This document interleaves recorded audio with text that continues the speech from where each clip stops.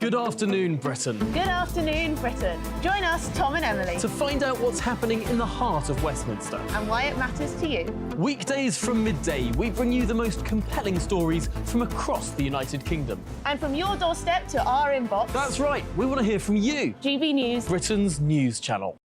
I'm Andrew Doyle. Join me at 7 o'clock every Sunday night for Free Speech Nation, the show where I tackle the week's biggest stories in politics and current affairs with the help of my two comedian panellists and a variety of special guests. Free Speech Nation, Sunday nights from 7 on GB News, the People's Channel, Britain's news channel. In the GB Newsroom, we bring you the news as it happens. With our team of dedicated journalists across the UK, we're ready to give you accurate reporting every day. When the news breaks, we'll be there with bulletins on GB News, the People's Channel, Britain's news channel. Wake up to the headlines with headliners every morning at 5 a.m. We treat you to the day's biggest stories before anyone else, 7 days a week. You can catch up on everything you need to know before you've even had your kippers. Headliners every morning at 5 a.m. only on GB News, the People's Channel, Britain's news channel. GB News, unlike other broadcasters, isn't obsessed with the London-Westminster bubble. We think there's a nation beyond the M25, and that's why we talk about the issues that matter across the land. Join me on State of the Nation, 8 to 9 o'clock, Monday to Thursday, on GB News. Daisy's listening, and you should too.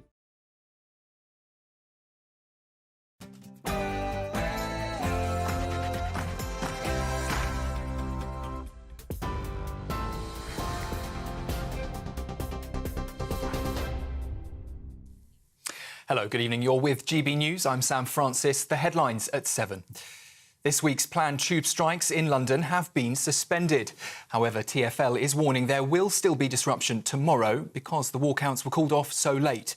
Members of the RMT were due to strike in protest over a 5% pay offer, and that would have left hundreds of thousands of passengers facing severe travel disruption in the capital. However, the union says that the planned action will no longer go ahead after progress was made in discussions with TfL today. We're being warned that snow is on the way as an amber cold health alert has been issued for parts of England. The Met Office has also issued a yellow weather warning from 4 o'clock tomorrow morning. Snow and ice is likely to affect roads and train services in parts of Greater London, in Kent, Surrey, East Sussex and in West Sussex. Meanwhile, 170 flood warnings remain in place across the country and over 1,800 properties have been damaged by floodwaters. After being criticised for not meeting with flooding victims, the Prime Minister has today been speaking with some of the residents affected in Oxford. During his visit there, he said the government's flood defences are working. There have been many people affected by what's happened over the past week, but also 49,000 homes have been protected from flooding as a result of that investment, and also things like the pumps that I've been seeing here today and the flood barriers. Just in the community I've been walking around, hundreds of homes have been protected because of those investments. But of course this is going to be devastating for those who are impacted, which is why there's financial support in place. But overall, the investment that's going into flood defences is at a very, very high level. In other news, the Conservatives have chosen the partner of disgraced former MP Peter Bone to replace him.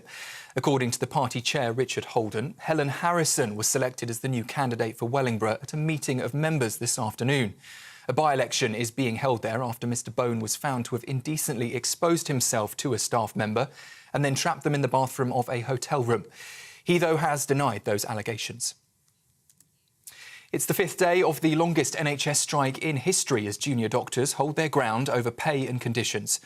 Hospitals concerned with patients' safety are pleading for an end to the industrial action, with several NHS trusts declaring critical incidents as a result of those walkouts.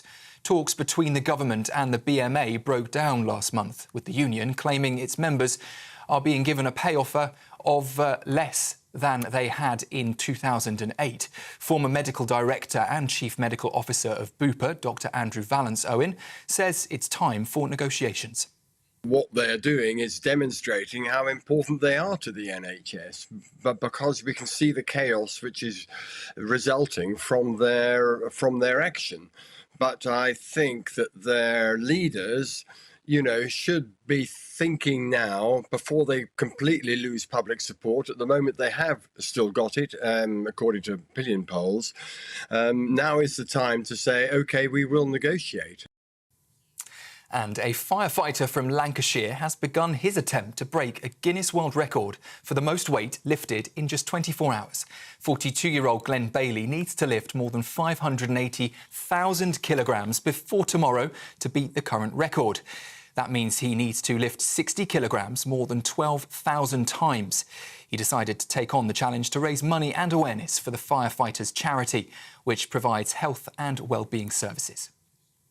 Well, the very best of luck to him. That's the latest from the GB Newsroom. For more, we're on TV, digital radio and, of course, on our website, gbnews.com. This is GB News.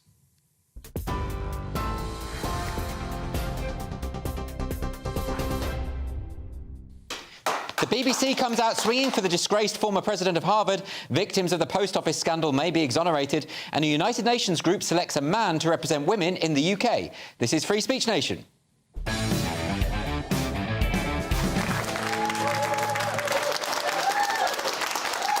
Welcome to Free Speech Nation with me, Andrew Doyle. This is the show where we take a look at culture, current affairs and politics. And, of course, we'll have the latest from those lovable culture warriors. You'll be reassured to hear they have started 2024 as they mean to go on. Coming up on the show tonight, we're going to be discussing UN Women UK's controversial decision to name transgender model and broadcaster Munro Bergdorf as their champion. Maya Forstarter from Sex Matters will be here to discuss that. I'll be talking to journalist Ella Whelan about why there has been so little condemnation of the horrific violence against women during the ongoing conflict in the Middle East. And Toby Young from the Free Speech Union will be here to tell us about the huge payout secured for a bank manager who was sacked by Lloyds over a comment he made during anti-racism training. And, of course, myself and my fantastic panel will be answering questions from our beautiful studio audience. My guests this evening are comedians Bruce Devlin and Francis Foster. Hello. Did you have a lovely Christmas, Bruce? I had a COVID Christmas. Ah, you were ill. Yes. I came back from Newcastle with a myriad of diseases, including COVID. Yeah, I'm sure you have many more. You're absolutely riddled. But the thing is, that's good in a way, because it means you have to stay in for Christmas and not be going out drinking too much and partying too much. No, I stayed in and drank too much and partied and all that kind of stuff. Healthier. Yeah, I think that's so. What the NHS recommend. How are you, Francis? I'm good. Yeah? Good Christmas for you? No, dreadful. But anyway, we move on. OK. Well, let's not probe, because I don't want to get too depressing at the start of the show. Let's instead go to our lovely audience for some questions. Now, our first question comes from Amelia. What a lovely name. I like that name. Amelia, hello. Thank you. Hi. My question is, did the BBC get it wrong over Claudine Gay's resignation? Yeah, that's a very interesting question. Claudine Gay, most of you will have been following this story, but the BBC were covering the resignation of Claudine Gay. She was the president of Harvard University, and she resigned, well, for a couple of reasons. She resigned partly because of plagiarism allegations, but also a backlash over that dreadful appearance in Congress. You remember the presidents of MIT, Harvard, and where was the other one? There was a third one. University of Pennsylvania. University of Pennsylvania, and they were all there. Basically, they were asked by a member of Congress to say whether calling for the genocide of Jews violated their campus policy. And they couldn't give a straight answer, could they, Francis? No, they couldn't. They couldn't. They said it was contextual, which I'm sure made all the Jewish students feel very, very welcome. What is the context where calling for the genocide of Jews is actually quite OK? If you don't like them. That'll be it. Very interesting, though, isn't it? Because Claudine Gay, it wasn't just about that, as dreadful as that was. But these allegations of plagiarism. Now, we've seen various figures on the left, particularly in the commentariat, saying that effectively plagiarism is being weaponised by the right to attack people. We've had that from Associated Press, of all places. That's nonsense, isn't it? I mean, as an academic, you're not allowed to cut and paste. No, you're not allowed to cut and paste, even though my academic career, Andrew, was all about cutting and pasting. Yeah, well, we're not talking about you here. We're talking about the head of Harvard University, right? No, but this is it. So there were numerous, actually, allegations of her and instances where she essentially cut it and pasted. Yes. And having somebody who is the head of an academic institution as prestigious as Harvard, you need them to have impeccable credentials, which she sadly doesn't have. How can you expel a student or reprimand a student for Cutting and pasting. Yeah. Cutting and pasting. When you do it yourself. I can tell you this, Bruce, you know, as a former teacher, that was my bête noire, absolute nightmare. So basically, I'd get essays in from kids. I'd have to go online and just, you know, select sentences and find out if they've just copy and paste, because they often did it, you know? I was exposed in school for plagiarism because I used to threaten people to do my homework. And that got back to the rector and I got suspended. Quite the bully, weren't you? I was actually, yes, because I thought if I start bullying people, maybe they'll stop bullying me, and they were scared. Yeah, but on the other hand, your essays were much better as a result. Well, no, I got found out, if you see what I mean. I was asked to leave when I was 15, and, you know, I just muddled through. Everything's fine.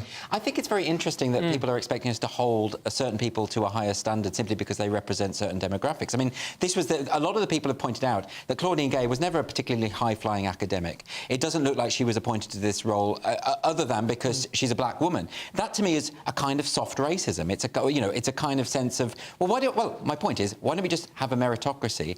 And then people aren't saying, well, we've been appointed because of our skin colour, because of our sexuality. Well, this is the issue, because what actually happens is inevitably then these types of issues occur, and then these people then have to leave their positions, and then the whole racism conversation starts all over again. Whilst if you actually just promoted on merit, then you wouldn't be facing these problems. Exactly. I mean, Bruce, you would be pretty upset, wouldn't you, if you thought that we'd only employed you to come here tonight because you're gay? I mean, that would be outrageous, wouldn't it? Well, I don't even know. I haven't said whether I'm gay or not, thank you very much. So I'm not having words or anything else put in my mouth. No. Until after the show. Yeah, Bruce, I agree. When I first met you, I assumed you were robustly heterosexual. Thank you. Yes. Thank you. When I met you, I thought, I hope I'm never friendly. And look, I'm stuck with it. It's like hinge and bracket. But I will push back on that, because... Oh, thank God, someone will. He's straight, he's one of us. No, I will say this, you know, gay men are in the majority in broadcasting. They are, that's true. Oh, it's the Hodgson in here, honestly. You've no idea the hassle I get for doing this. I'm like, it's the Velvet Mafia. There's glory holes. Okay. I'm not going to explain what that is, because there might be young people watching. It's called a Brucey bonus. No. Had a Pepsi Max. This is a pre-Watershed show. I should like to remind my panellists. Let's get a question from Alan, which is hopefully a bit cleaner. Alan. Hi, guys. Happy New Year. And to you. Should all the victims of the Post Office Horizon system be exonerated? Yeah, this is really interesting. Now, we've been following this Post Office story. Hundreds of sub-postmasters convicted falsely in the Post Office scandal. I had Nick Wallace on the show about 4 months ago talking about this very scandal. And it's now blown up, and, you know, and good. I mean, I'm glad that these people are getting justice, finally. But what do you think about this, Francis? Because now the government is saying, well, we are looking into exonerating those people who are falsely imprisoned sometimes. Yes. Well, isn't it a no-brainer? It is an absolute no-brainer, and the fact that it's taken so long for them to get to this position, when people have had their careers destroyed, their lives ruined, with there have also been suicides, it's heartbreaking. Alan, do you have any thoughts on this since you asked the question? Yeah, absolutely. I also want to find out Ed Davies' role in it as well. Very interesting. He was the Postal Affairs Minister at the time. Yes. And he seemed to have pretty much just washed his hands of it. That's very true. I mean, I didn't know about Ed Davies' involvement in all of this until that story broke this week. But, you know, I mean, let's face it, he's not going to get into power anytime soon, but he might well be in a coalition, right? So we do have to look into this, don't we? Oh, 100%. Yeah. You know, he hasn't got a good track record there. And I think we need to know a bit more about it. Yes, absolutely. Bruce, do you have any thoughts about this situation? I just think it's like any inquiry that comes, so it's just what you say, all the damage has been done, then suddenly, no, we're going to do an inquiry and lessons are going to be learned. And it's all this kind of, you know, whatever. It's just, it's a nonsense, do you know what I mean? But lives have been ruined. But that's the whole thing. You can't make that better. I suppose the biggest question for me is, how has it taken this long to get to where we are? I think that's a very good question. OK, well, let's move on now to Shirley. Shirley, hi. Hi. Should you send emails during performances of Hamlet? Emails during performances? What do you think, Shirley? Not really too sure. No? Well, OK, well, that's fair enough. But I would say, Shirley, that if you opened your laptop right now and started emailing away, I would have something to say about it. No, I think that would be quite rude, wouldn't it? Why do you take your laptop to the theatre anyway? Well, I know. We should fill this in, OK? So Andrew Scott, well-known actor, he was talking on a podcast this week about when he was performing a soliloquy from Hamlet. Actually, it was the most famous soliloquy to be or not to be. And an audience member, you know, sometimes they take their phones out, and that's annoying enough. This guy opened a full-on laptop and started tapping away on the front row, and Andrew Scott stopped the performance. I think he was right to do that. Yes. Now, it's going to break the spell, momentarily, right? And I really hate people misbehaving in the theatre, particularly in Shakespeare. I'm sorry, I'm a bit of a snob like that. But, you know, I wouldn't mind if it was, you know, someone, a modern playwright. But you know what I mean? Yeah, the works of the bard should be protected and respected. If it was Brecht, we'd say, well, that's just part of the alienation device, and it actually supports, you know... The Verfremdungseffekt. The Verfremdungseffekt. Look, we're sounding like Ponces now. No, look, what do you think about this one, Francis? Because if someone opened that during a production of Hamlet... Yeah. I mean, I think they should be not thrown out. They should probably be flogged publicly. Yeah, well, they should be executed. Yes, yeah, I think because if they're doing that in public, what are they doing in their private life? Exactly. It's not going to be anything good, is it? What is going through someone's head to sit and to... No, I mean, it's so rude, not just to the actors, but to everyone else involved, everyone in the audience. I mean, what do you make of this, Bruce? Oh, it's like when you do a gig, right? And you get these people that put their cheap shoes on the stage, right? I'm not really bothered to put their feet on the stage. It's the footwear that offends me, a bit like the front row. Because no money's been spent. They were mainlining lockets earlier, but more of that after the interval.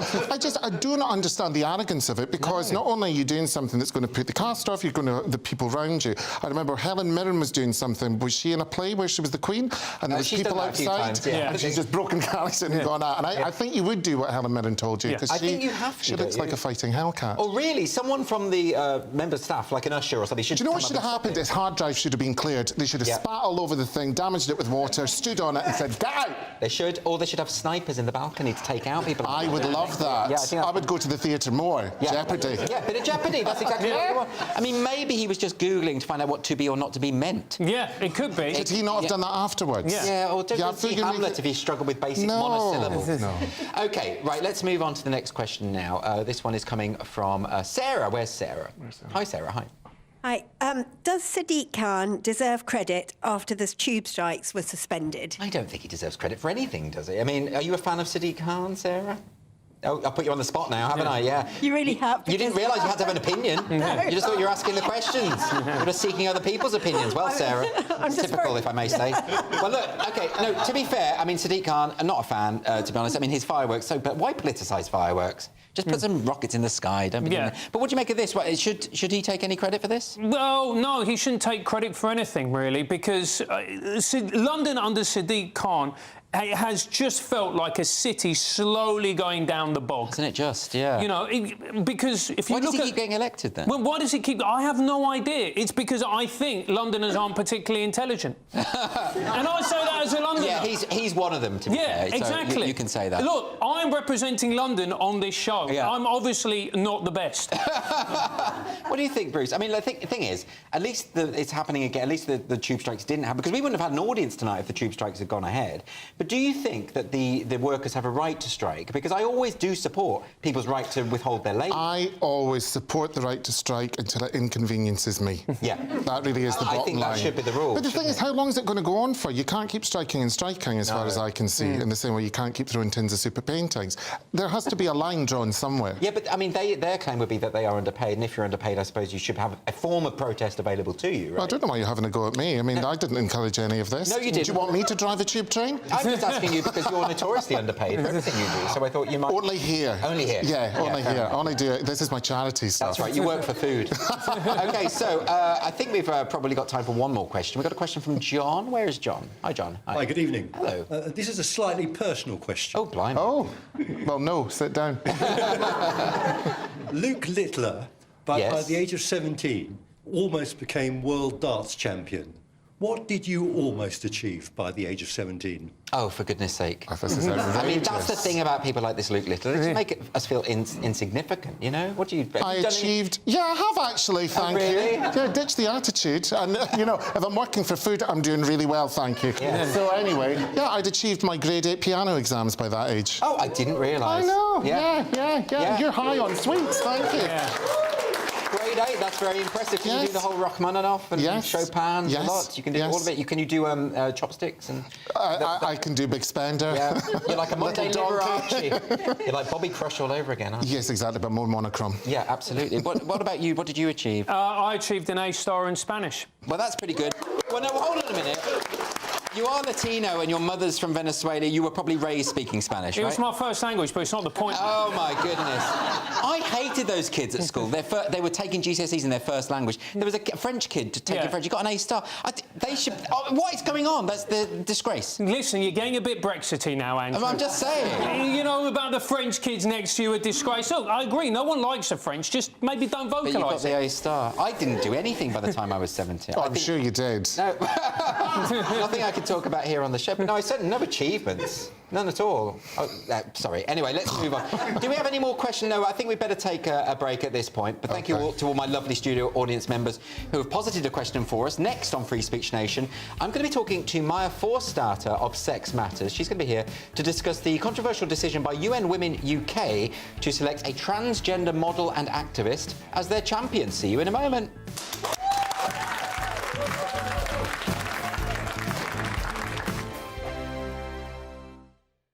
Good afternoon, Britain. Good afternoon, Britain. Join us, Tom and Emily, To find out what's happening in the heart of Westminster. and why it matters to you. Weekdays from midday, we bring you the most compelling stories from across the United Kingdom. And from your doorstep to our inbox, That's right, we want to hear from you. GB News, Britain's news channel. Wake up to the headlines with Headliners every morning at 5 a.m. We treat you to the day's biggest stories before anyone else, 7 days a week. You can catch up on everything you need to know before you've even had your kippers. Headliners every morning at 5 a.m, only on GB News, the People's Channel, Britain's news channel. GB News, unlike other broadcasters, isn't obsessed with the London-Westminster bubble. We think there's a nation beyond the M25, and that's why we talk about the issues that matter across the land. Join me on State of the Nation, 8 to 9 o'clock, Monday to Thursday, on GB News. Daisy's listening, and you should too. In the GB Newsroom, we bring you the news as it happens. With our team of dedicated journalists across the UK, we're ready to give you accurate reporting every day. When the news breaks, we'll be there with bulletins on GB News, the People's Channel, Britain's news channel. Big news, big debates, big opinion. Patrick Christie's Tonight is the week's biggest show. Every weekday, 9 to 11 p.m, we've got the inside track on the day's top stories. There'll be sharp takes you won't get anywhere else. We will set the news agenda, not just follow it, and I want to bring you along for the ride. Whatever it is, we'll have our finger on the pulse. It's news, but it's this close to entertainment. Patrick Christie's Tonight, 9 to 11 p.m, only on GB News, the People's Channel, Britain's news channel. Your weekend starts here with Friday Night Live with me, Mark Dolan, 8 till 9 on GB News. Big stories, big guests and big laughs as we get you ready for a cracking weekend. That's Friday Night Live with Mark Dolan, Fridays 8 till 9 on GB News. Bring your own drinks, the admission's free. Tired of the usual focus-tested, pre-prepared Westminster runaround? Well, so am I. So you want higher taxes? Is your department to blame for this? Are you rethinking this policy? Every Sunday at 9:30, I'll be sitting down with those in power to get the truth about the issues affecting you. Let's be honest, we've known about the cost pressures of this project for years, not months. That's the Camilla Tominey Show, a politics show with personality. On GB News, the People's Channel, Britain's news channel. I'm Andrew Doyle. Join me at 7 o'clock every Sunday night for Free Speech Nation, the show where I tackle the week's biggest stories in politics and current affairs with the help of my two comedian panellists and a variety of special guests. Free Speech Nation, Sunday nights from 7 on GB News, the People's Channel, Britain's news channel. Prove this.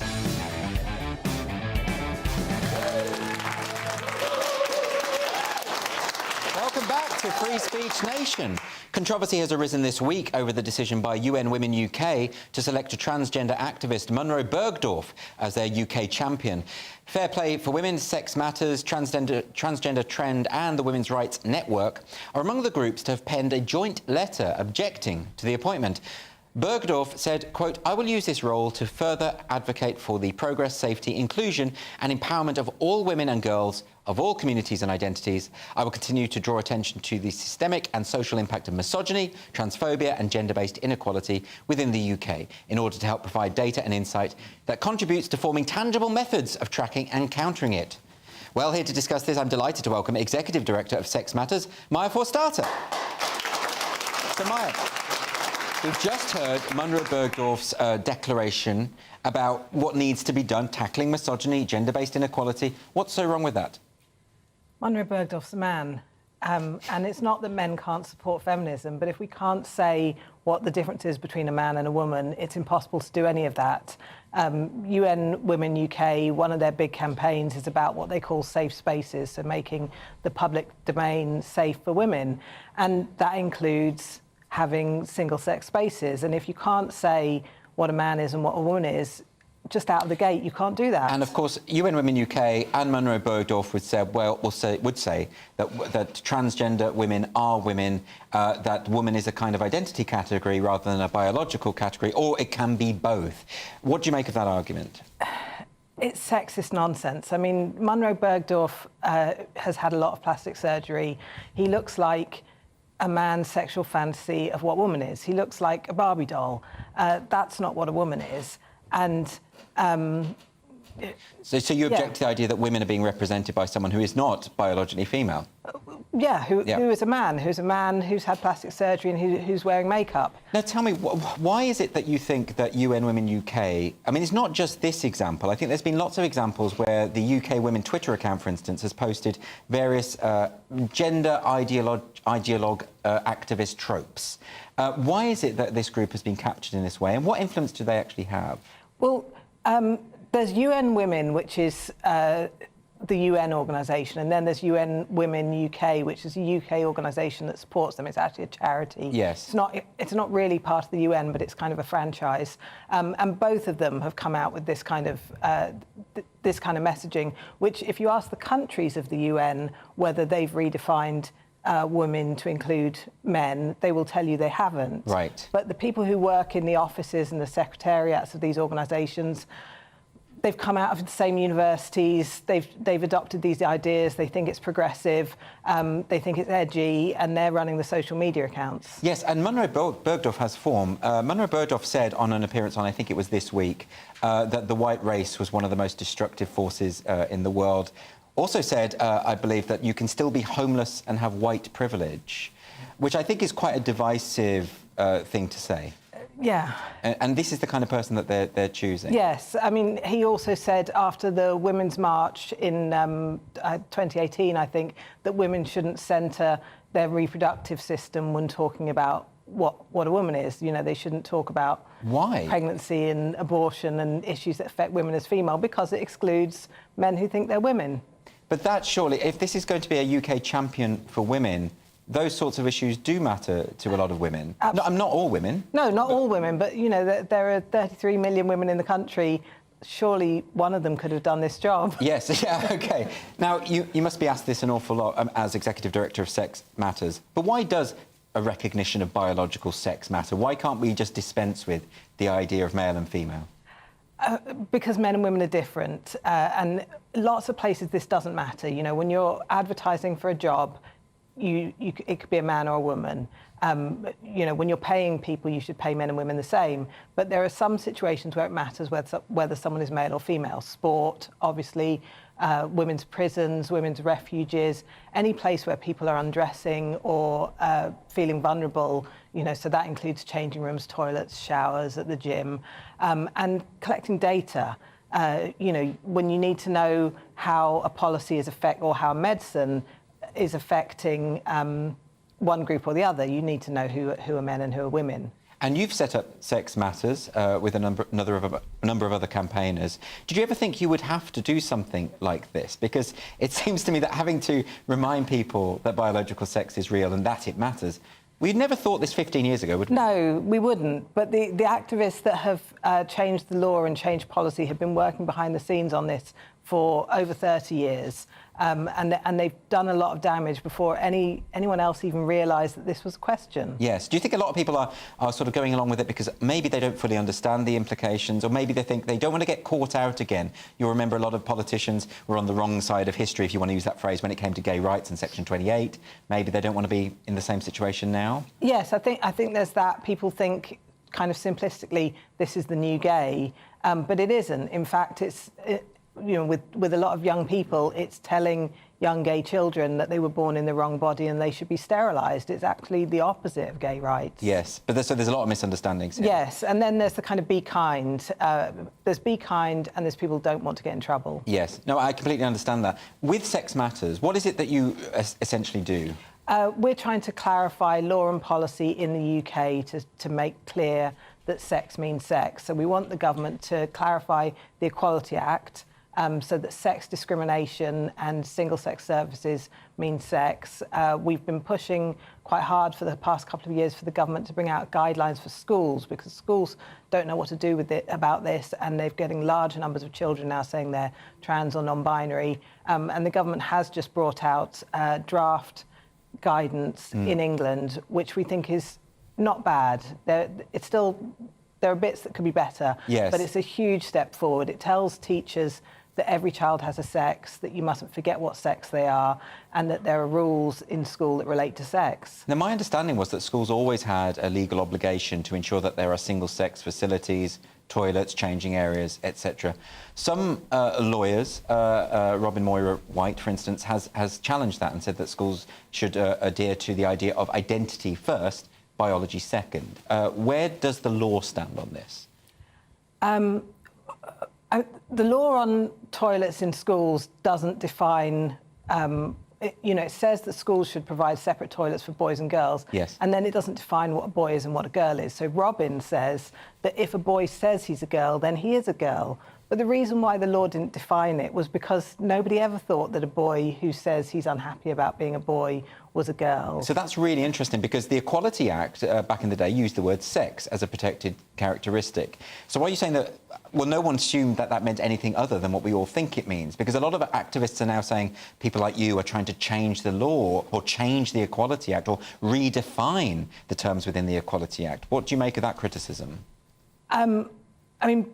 The Gender Recognition Act was brought in because the rest of the law doesn't recognise self-ID. Yes. So the only way that someone can change their sex in law for some purposes is with a gender recognition certificate. Then there's a question of which purposes. It definitely allows people to change their sex for the purpose of marriage, for example. If they want to say they're in a same-sex marriage when they're the opposite sex, they can do that. But it doesn't change their sex for the purposes of other people's conscience and other people's perception. And if you don't have a gender recognition certificate, which only 5,000 people have, then definitely your sex has not changed just by saying so, just by dressing differently. And Munro Bergdorf, for example, as far as we know, does not have a gender recognition certificate, has had, some surgery, but not... Yes, not the full. Not the full. And a gender recognition certificate doesn't rely on someone having that surgery. So the idea that someone can just say, I'm a man or I'm a woman, or particularly in school, a boy or a girl when they're under 18 is just nonsense. Well, that's particularly alarming, isn't it, when it affects children? I mean, I'm sure that teenage girls don't want some boy just identifying as female and then undressing with them. I mean, that seems like a no-brainer to me. Well, except that some girls have been told, be kind. Yes. And then the schools have delegated their responsibility to the children. So the schools will say, well, the girls think it's fine, but nobody should be putting the girls in the position to be. Well, they don't want to be called bigots, do they? No, exactly. So schools haven't had the guidance they've needed. This guidance is long overdue, isn't it? Yes, schools have been calling for it for the past 10 years. Yeah. So you've been doing some work relating to this. Do you want to just tell us a little bit about that before we finish? We've done quite a lot of work saying what should be in the guidance. Yes. We rated the guidance that came out and gave it 63%. The government's asking for feedback on it before March the 12th. So this week we're going to be publishing guidance for people to help them give feedback, to give them pointers, whether they're parents, whether they're teachers, clinicians, or they're just concerned, how to feed back to the government to make sure that it goes up from 63%, hopefully to 100%. Because that's sort of like a C-, isn't it? We gave it a B+. Oh, OK, you're more generous than I was when I was a teacher. OK, that's great. So where can people find more about Sex Matters? Our website is www.sex-matters.org. That's fantastic, and I hope people check it out. Maya, for a starter, thank you ever so much. Thank you.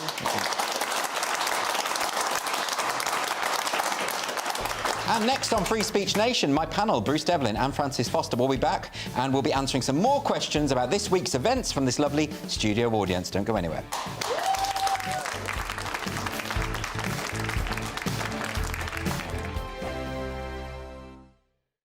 Your weekend starts here with Friday Night Live with me, Mark Dolan, 8 till 9 on GB News. Big stories, big guests and big laughs as we get you ready for a cracking weekend. That's Friday Night Live with Mark Dolan. Fridays 8 till 9 on GB News. Bring your own drinks. The admission's free. Wake up to the headlines with headliners every morning at 5 a.m. We treat you to the day's biggest stories before anyone else, 7 days a week. You can catch up on everything you need to know before you've even had your kippers. Headliners every morning at 5 a.m. only on GB News, the People's Channel, Britain's news channel. In the GB Newsroom, we bring you the news as it happens. With our team of dedicated journalists across the UK, we're ready to give you accurate reporting every day. When the news breaks, we'll be there with bulletins on GB News, the People's Channel, Britain's news channel. Big news, big debates, big opinion.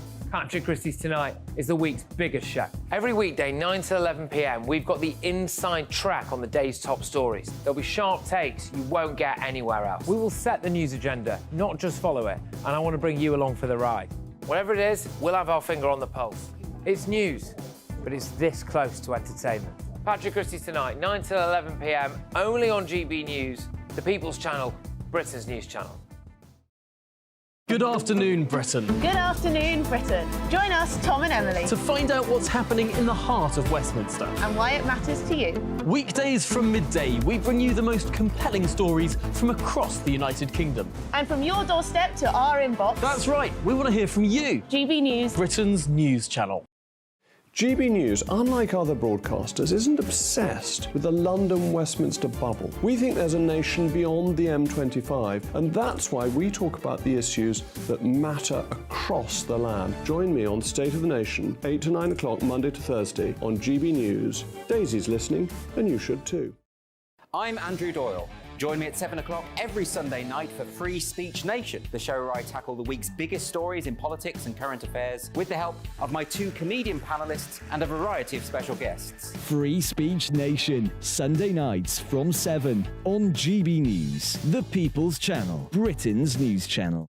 GB News is Britain's news channel, and now you can support it. All you have to do is scan that QR code that's up on your screen right now, or you can go to gbnews.com/support and become a GB News member. You'll have fantastic benefits. We're also going to organise special events where you as GB News members can meet the presenters, the on-screen faces. Scan the QR code or go to gbnews.com/support. Thank you so much.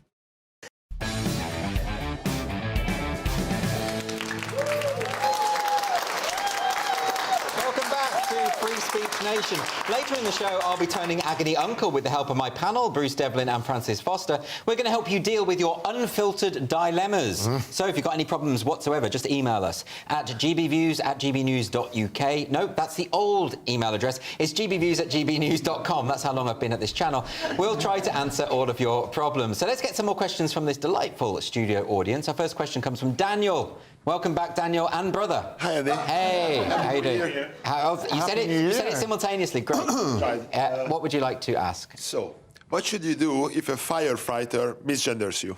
If a firefighter misgenders you. OK, this sounds flippant and trivial, but actually what's happened is firefighters are being taught that sex is just a label. It may run on a spectrum. There's more of these sort of activists kind of infiltrating the various services. Now it's the fire service.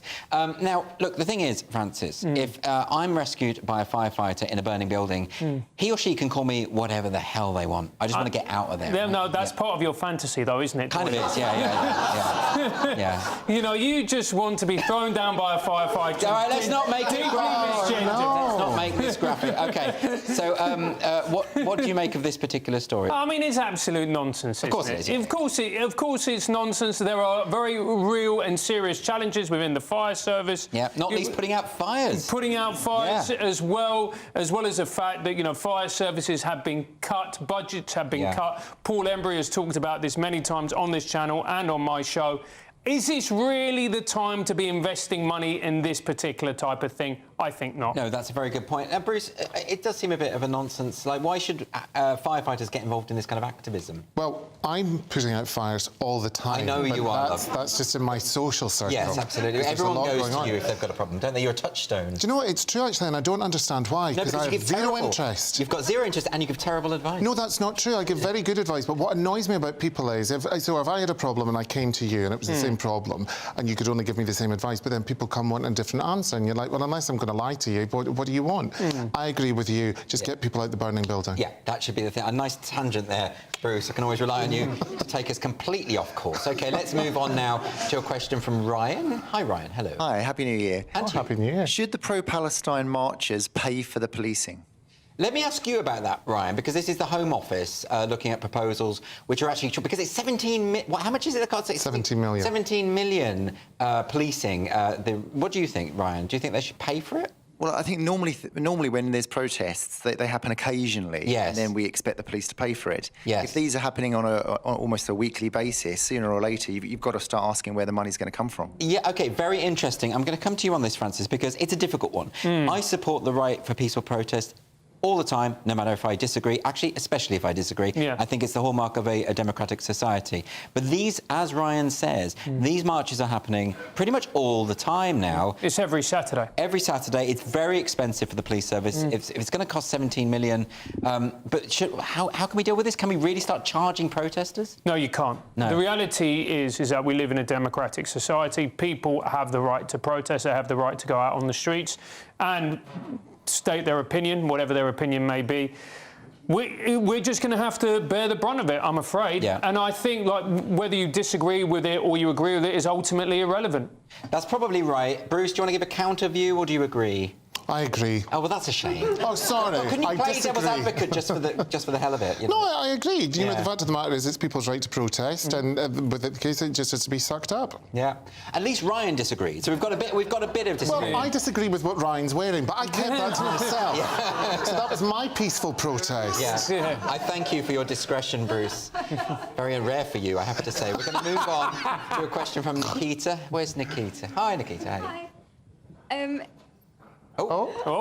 Is Jeremy Hunt deluded about the Tories' chances? Is Jeremy Hunt deluded? So, well, that's a broad question. Well, that is a question. We could just leave it there. I don't think he is. Well, no, but now because basically polling is saying that Labour is in for a landslide. We all know that whenever the general election happens later this year. But Jeremy Hunt, the Chancellor, he's saying that's not the case. He actually said to The Sun, and this is a quote, he said, "I think it's entirely ours to win if we are sensible, prudent, and continue on the path we're going, which is to reduce taxes on working families." Well, is it theirs to win?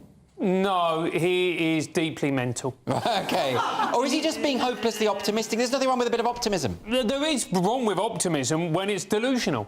There's no chance, is there? There is absolutely no chance. Now, as well, I have to say that I don't think it's going to be a Labour landslide. I think no, I don't think they are, because I'll tell you why. But everybody's anticipating that the Red Wall are immediately going to revert back to Labour. Yes. When the reality is they have been so dissatisfied and disillusioned with successive Labour governments over the last 20 to 30 years, I can't see them going back. Really? No. OK, well, the polling suggests differently, I do have to say. But you could be... Because the polls, well, they've been getting it wrong a fair few times over the last few years, haven't they? What do you think about this, Bruce? Because I kind of feel like the Conservatives, they should just maybe just say, look, we're not going to win, so let's just do something, go out in a blaze of glory. But why would they do that, though?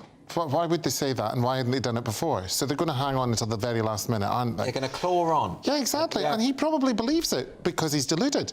So I think that is the thing. But you never know. It might be the fact that we do return another Conservative government. Really? Yeah. I think the likelihood is a coalition. With whom? Yeah. With the Lib Dems, I would have thought. Oh, no. Yeah, I'm afraid. Oh. I mean, not popular in this room. Oh, no. Really? That means we have to learn who Ed Davey is. Who was that woman? Which Shirley? Woman? Which Shirley? Shirley Temple? No, not that Shirley. No, was there not a Shirley that was in the Lib Dems that was a spitting image puppet? Yeah, Shirley Williams. Yeah. Well, oh, that, yeah. The late Shirley Williams. Oh, she's not with us anymore. She's not, sorry about that. So sorry. As you know, I'm big on politics. It really governs my life. OK, to avoid any awkwardness, we're going to move on swiftly to a question from Anna. Where's Anna? Peter. Oh, Peter, was it? Oh, well, my autocue says Anna. Hello, Peter. Do you mind me called Anna? No, it clearly does. Is that Anna's blouse? Peter, tell me your question. Good evening, Andrew. Good evening. So, first of all, thank you very much to you and to everybody at GB News for allowing us to be able to discuss all of this. Well, that is very kind of you, Peter. Very kind indeed. You should have got a round of applause there, but I would have really valuous. Well done, Anna. Peter, what's your question? Now for the question. Are victims of vaccine injuries being censored? Are victims of the vaccines being censored, or vaccine injuries? This is an interesting one because, as you know, a number of people have had some serious injuries due to the Oxford-AstraZeneca COVID vaccine.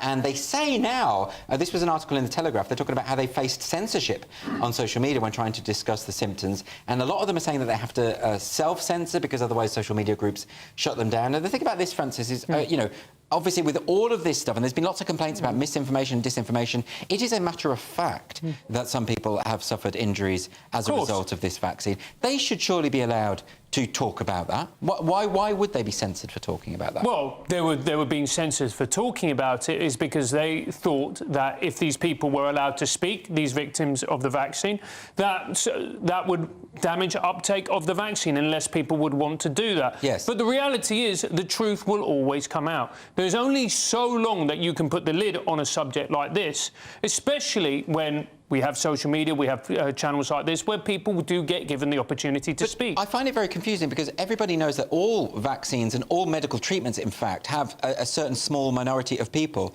who have a reaction to it, an adverse reaction. So why are we surprised by it? And what is the harm in letting this be? Other than you think it means it would put people off taking the vaccine. Is that the only reason? Because we also conflated with taking the vaccine with being a moral person. During the pandemic. If you didn't take the vaccine, you were immoral, you were unclean, you were letting people down, you were putting others at risk. Yeah, that did trouble me about it, Bruce, because the coercion element of it, you know, you should take it, you're a bad person if you don't, you can't travel if you don't. I mean, do you have any thoughts about that? Well, no, but my friend Jojo did, because she was very, very against it, and people really give it a hard time. Like, She's been on this show a number of times. Yes, she has, unfortunately, and I'd like it to stop. But no, genuinely, she had a really, really hard time because she was very much, I don't want to take it, you know, that's fine if you want to take it, here are the reasons. What I always said to people was, whether you agree with her or not, it's incredibly well researched. Like, if you go through everything that she, you know, she didn't just come up with various... Yeah, she was looking into it, yeah, she was looking into it. Decision. A very informed decision. Yeah. But the funny thing was, she was actually doing herself out of work, particularly in places like Australia and whatever, because they were like, we can only have you on these boats, and we can only have you over if you have a valid vaccine. Yeah, OK. Well, I just think more speech is better than restricted speech, no matter what the topic, as far as I'm concerned. Anyway, next on Free Speech Nation, we're going to ask why feminists have been so slow to condemn the horrendous violence against women that has sadly been a feature of the ongoing Middle East conflict. Not all feminists, of course, but a lot of feminists. We'll see you in just a few moments.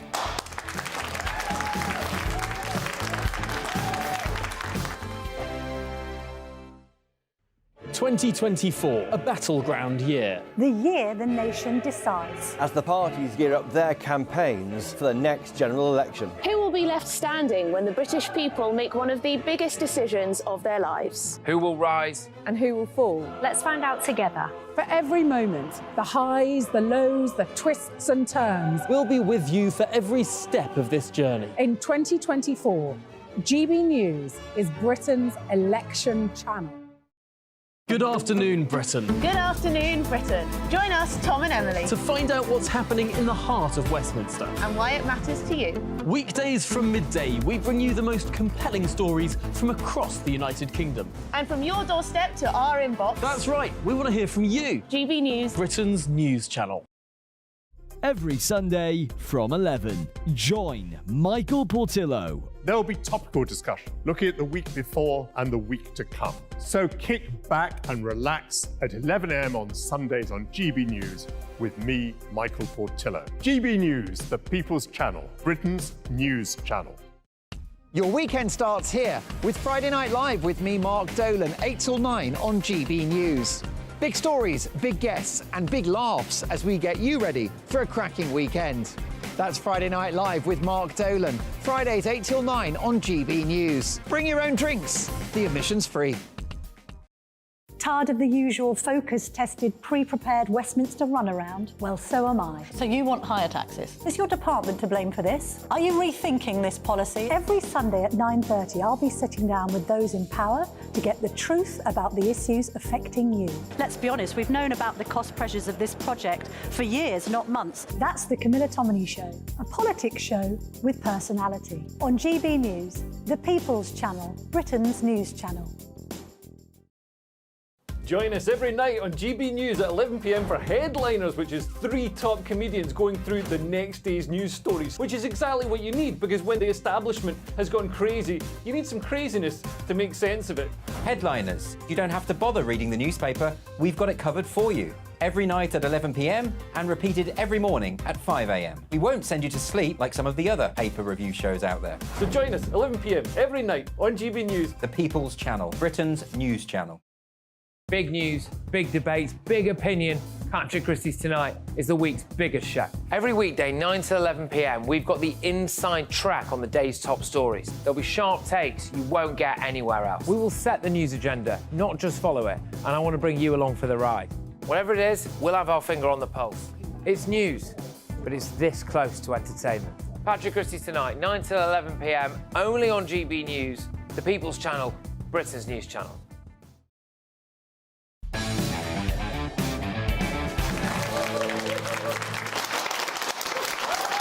Welcome back to Free Speech Nation.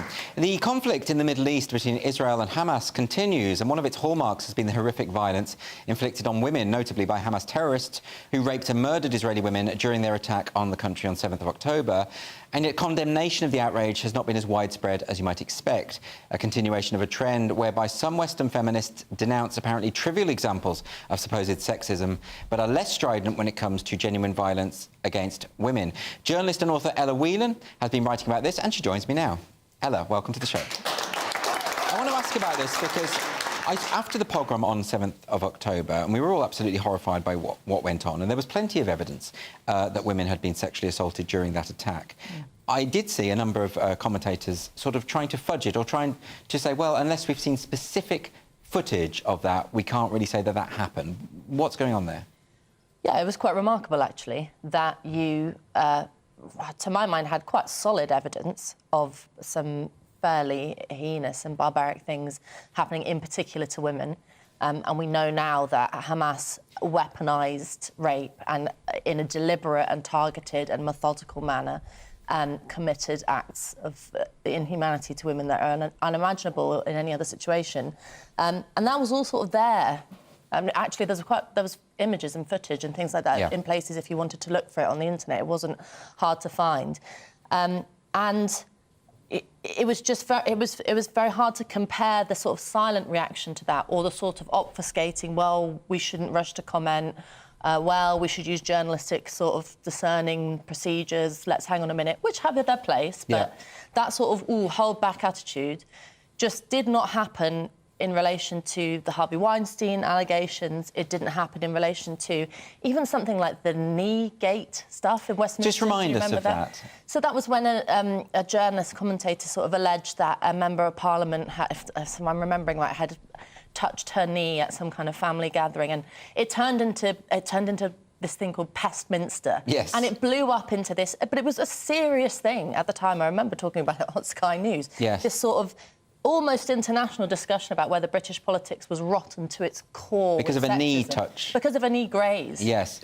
And, you know, you can kind of laugh at that, but you can also think, well, hang on a minute, that I suppose the only conclusion that a lot of Jewish women on social media have come to is the sort of Jews don't count, me too, but not if you're a Jew argument. That's very interesting, because I know you've written a lot. I've read your book, What Women Want, is that what it's called? Yeah, and I know that you've written in the past a lot about the legacy of Me Too has often been believe all complainants, anyone who makes an allegation.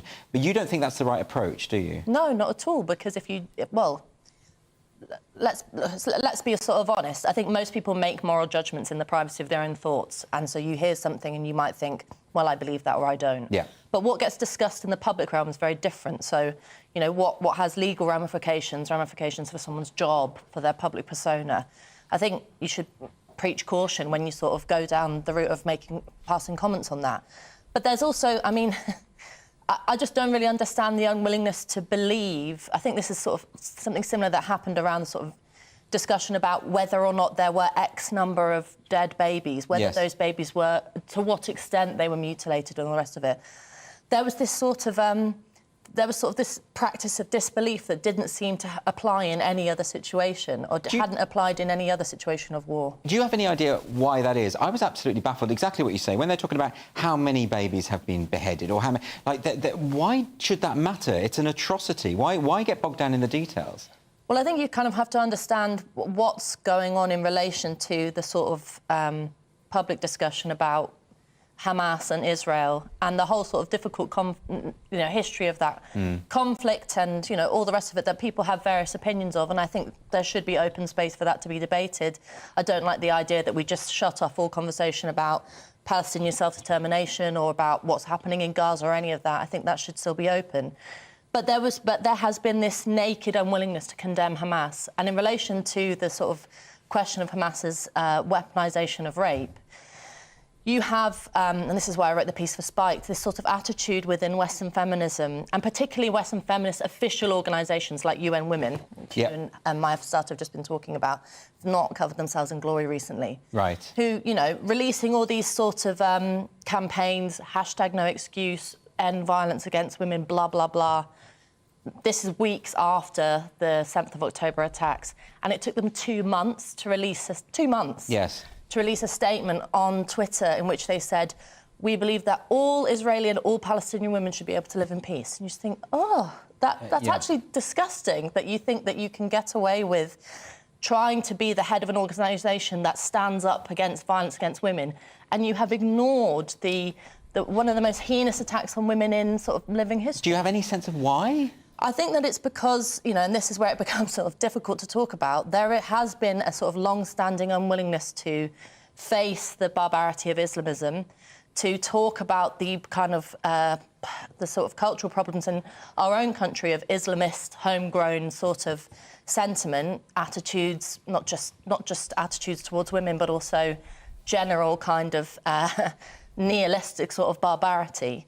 And I think the unwillingness to go there is because people feel like they're going to be called Islamophobic. Yes. And there's a cowardice in, you know, it's very easy to be able to say there is a difference between Muslims, Islam, a whole load of people over there who think that thing, and like any other religion, and Islamism, which is an Islamist violence, which is a very different thing. Yes. And I think that cowardice has to be called out. Well, that is a very clear way of putting it, so thank you for that, Ella, and really thank you for joining me on the show again. Thank you.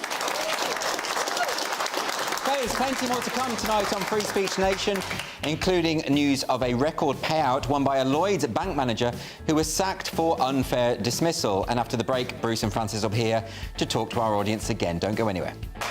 A brighter outlook with Box Solar, sponsors of weather on GB News.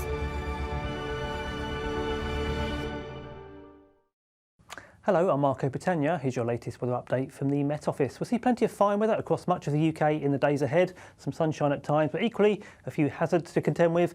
All of a fairly wintry flavour with cold air in place across the UK. High pressure is dominating, sitting towards the north and northeast of the UK at the moment. Fairly tightly packed isobars down towards the south, indicating quite a brisk breeze.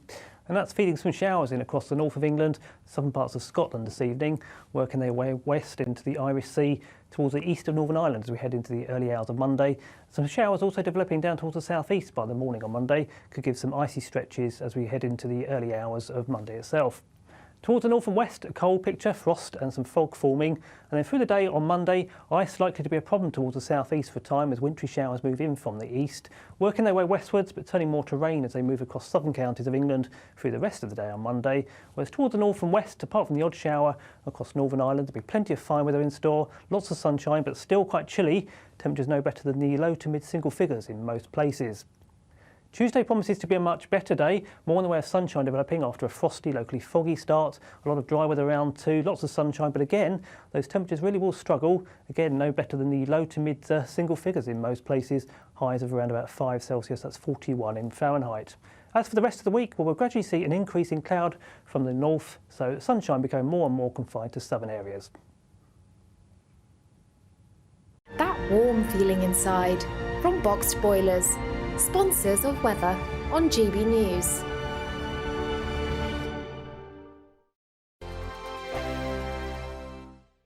What you get for breakfast is something that, if we do our jobs right, you will wake up to news that you didn't know the night before. It's a conversation. It's not just me and Eamon. We want to get to know you, and we want you to get to know us.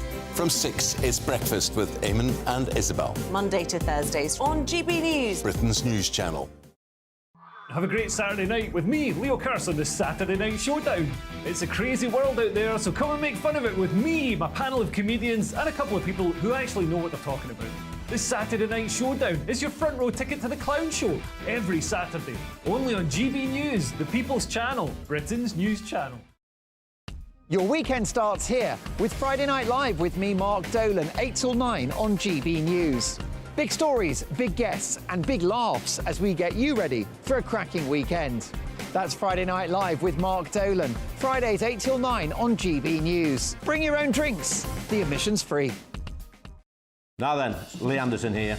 Join me on GB News on my show, The Real World, every Friday at 7 p.m. I'm not eating bloody cat. Are you Delicious. mental? Open your mouth. OK, here comes a train. Reminds me of the scene in Singing in the Rain. Adam, is that a good one?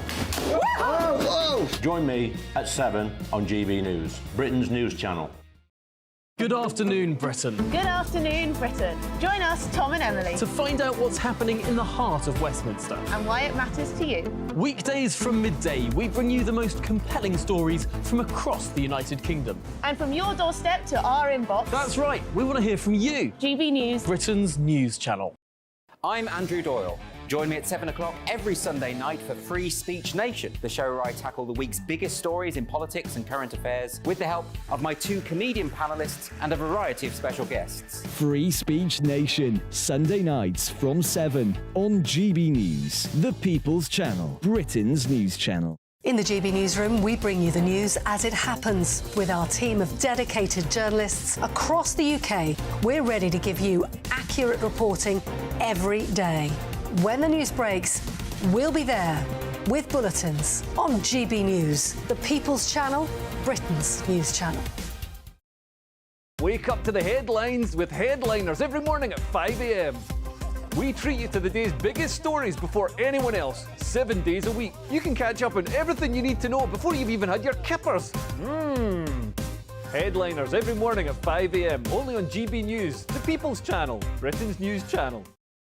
GB News, unlike other broadcasters, isn't obsessed with the London-Westminster bubble. We think there's a nation beyond the M25, and that's why we talk about the issues that matter across the land. Join me on State of the Nation, 8 to 9 o'clock, Monday to Thursday, on GB News. Daisy's listening, and you should too.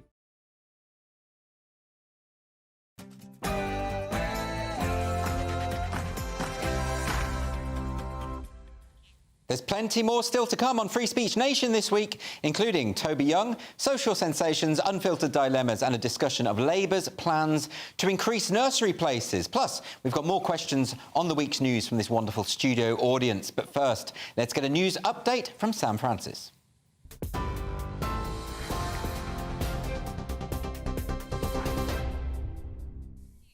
Andrew, thank you very much. Good evening, I'm Sam Francis in the GB Newsroom. The headlines at 8. Strikes by London Underground workers, which would have brought tube services to a standstill in the capital this week, have been suspended. However, TfL is warning that there will still be disruption tomorrow because the walkouts were called off so late. Members of the RMT were due to strike in protest over a 5% pay offer. However, the union says that the planned action will no longer go ahead after progress was made in discussions with TfL today. Meanwhile, 170 flood warnings remain in place across England and over 1,800 properties have been damaged by floodwaters.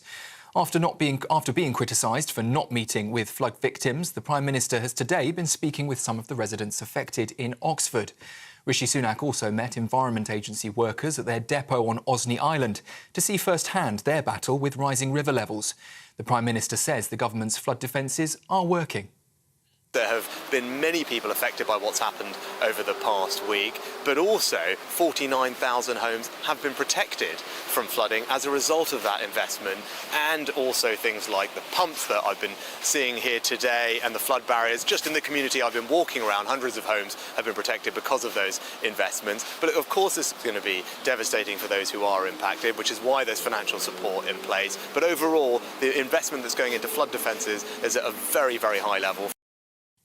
Well, from the rain to the snow, we're being warned that more winter weather is on the way as an amber cold health alert has been issued for parts of England. The Met Office has also issued a yellow weather warning from 4 o'clock tomorrow. Snow and ice is likely to affect roads and train services in parts of Greater London, Kent, Surrey, East Sussex and West Sussex. In other news, Labour has accused the Conservatives of caving to the reported demands of a disgraced former MP in choosing his partner to replace him. Peter Bone was ousted from the Commons in December after an inquiry had found that he had subjected a staff member to bullying and sexual misconduct. This afternoon, Helen Harrison was selected as the new Conservative candidate to stand in his place during an upcoming by-election.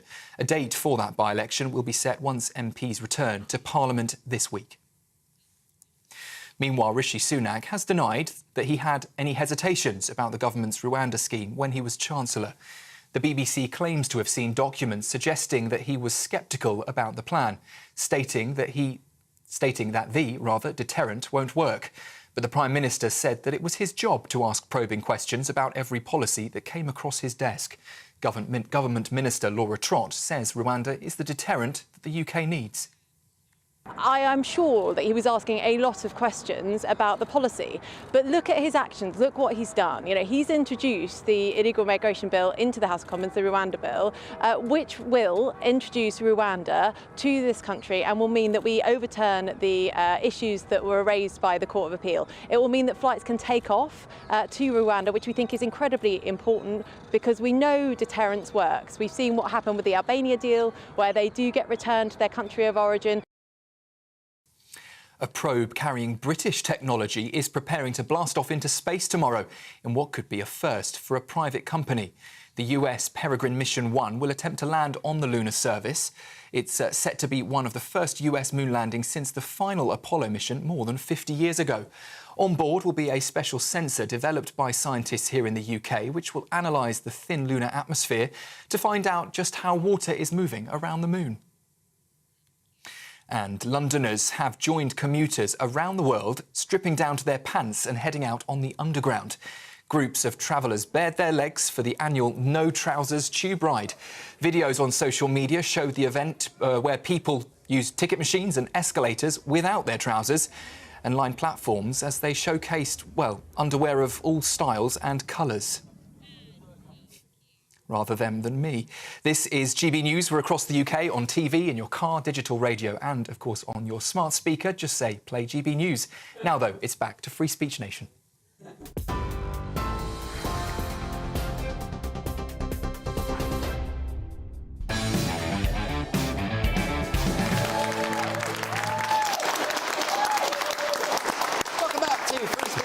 With me, Andrew Doyle. Let's get some more questions from our lovely audience. So the first question is from Mary. Hello again, Mary. Yeah. And to you. Do James Bond films need a trigger warning? Yeah, and well, we're often having stories like this. This is the latest. So the British Film Institute, they've basically been showing some James Bond films as they do. They've given it a blanket trigger warning because they say it might cause offence. I think it says something about how the films were filmed in a different time. They're a bit old. Well, we know that, don't we? I mean, we know they're not new. Yeah. So what's the point? I don't know what the point is. I have no idea what the point is of practically all of this stuff anymore. Some of these films, I think Dr. No was 62, yeah, wasn't it? Fleming was still alive, so yeah, 62, yeah. Yeah, so that's 62 years ago. Yeah. The world was different 62 years ago, Andrew. I think people are familiar with that. Yeah. But it's worse than that, isn't it? Because some of Ian Fleming's books, actually all of the James Bond books, have been rewritten. Not rewritten, but the offensive elements featuring outdated stereotypes have been sort of tweaked and changed for a new series. And I recently bought the old James Bond books for my partner, and I had to go basically online and get second-hand books so that he could read the actual books, not what some 20-something activist executive thought he should read. That's frustrating. It is frustrating. They did the same thing to Roald Dahl. You know, Roald Dahl was a genius of a children's writer, and they took out all of the bits of the books that they thought would be offensive, which, ironically enough, are the bits that kids love the most. Yeah, of course. So why bother with a trigger warning on a James Bond film? I would have liked a trigger warning for the news, having seen those repulsive limbs in the tube station and really cheap pants. Yeah, I think that is a fair Let's deal with stuff that's happening here and now, honestly. That was like Cellulite Soup, the musical. Yes, there was some kind of protest of people wearing no trousers. Yeah, and children wandering around going, why are people in their skants? Oh, you're so Victorian. What's wrong with the leg? What's wrong with the leg? Well, when it's like that, that was the human... That's the leg equivalent of the bingo wing. It was flowing in the wind. Yeah. OK, again, Bruce is failing to stick on the topic, but that's fair enough. Yeah. We like his desultory ways. Let's move on to a question from John. Where is John? Hello. Do you think that the use of mobile phones should be banned during stand-up comedy gigs? Yes. Oh, blimey. Yeah. You've touched a nerve here, John, because we've all been in situations as comedians where people get their mobile phones out. But there was a story this week, and this was to do with Dave Chappelle, and he walked off stage because a fan took their mobile phone out. I mean, you must get this a lot, Bruce. Do you ever feel like doing that, just walking off? No, I just get them thrown out. Right, OK. Yeah, because I'm like, why are you on your phone? Oh, excuse me. It's like, are you ordering an Uber? Are you ordering drugs? Because if you're ordering drugs, can the whole audience have some? Yeah. And, you know, why are you being so stupid? It's a bit like the laptop thing. Yeah, I don't understand why people... I know that no one likes to adhere by rules, but when you go into a public place and it's in an entertainment space, whether it's a theatre or a comedy club, you're going to have to maybe shave that bit of rigidity off yourself. Yes. And if you're too invested... A woman said, oh, no, I have to have the phone out because of the babysitter. And I said, if you don't trust your babysitter, you go home and look after your children. And I wouldn't start the gig again until she'd gone, because I thought, you're a boot and I want you out. I had a similar situation, someone on their phone in the third row or something, and I wouldn't stop going at him until he turned it off. Put it away. You know, it became like a sort of thing. But I think it's really important that... I mean, I was in New York recently at the Comedy Cellar, and they do take everyone's phone at the start of the show, put them in little bags, sealed bags. Now, do you think we should start doing that kind of thing? Well, a couple of the warm-ups that I do for RuPaul's production company, because it is so spectacular and they don't want any leaks and all that kind of stuff, you have your stuff taken away. So that's partly what it is, isn't it? Some people, they don't want... Because these days, they can film what's going on. Now, that's particularly bad, isn't it, if you're trying new material out? Of course. And it could go wrong. Of course, and it's also as well, I remember the worst heckle I've ever seen. There was a comedian on stage, he was doing his material, and he noticed that somebody had their phone out and was listening to something on their phone. He went, are you listening to something on your phone? And the woman went, yeah, I am. And he went, what are you listening to? And she went, Michael McIntyre. Oh! I would just... I mean, that's just I've never soul-destroying. recovered from that. that. No, that is absolutely soul-destroying. So don't take your phones, please. And I hate it at the cinema as well. Turn your phones off. I refuse to go to the cinema. I can't bet, really, because of that? No, it's just self-imposed incarceration. I'm worried enough I go to jail anyway, so I want to enjoy the last of my freedom. No, that's fair enough. OK, well, we're going to move on now to a question from Joe. Where is Joe? Hi, Joe. Hello. Hello. 2024. Hello. And to you. Do you think the royal family have done enough to acknowledge its minority staff? Very interesting, because this came out this week, this story. There is an exhibition by the palace, and LGBTQIA+ Black, Asian royal servants in attendance from the last 300 years are going to be honoured in this. It's called Untold Lives. Now, the thing about this, Francis, which did strike me, is actually... Really, the focus should be on class, shouldn't it? Because over the past 300 years, I would suggest to them that a lot of poor people have worked there. And I don't think it's fair to say that the white ones were particularly privileged. Why not just talk about that? Why not talk about that? Well, actually, when I was reading about the exhibition, I thought that's actually quite interesting. The fact that people were from overseas or from different cultures or races who, in 200 years ago, that is an interesting story to tell. But we've got to a place now, and it's actually really quite sad, that the moment we hear of any particular exhibition or story like this, whereas 10 years ago, we'd be like, oh, that's quite interesting. Now we just tend to roll our eyes at it. And really, the royal family should be focusing maybe less on that and maybe on the behaviour of Prince Andrew. Oh, wow, OK. I knew you'd get it. I knew you'd get it in somehow, well, so to speak. What do you think about this one, Bruce? I think that the royal family should just have a think. about the way that, well, particularly Princess Michael of Kent. Oh, really? Yeah, do you not?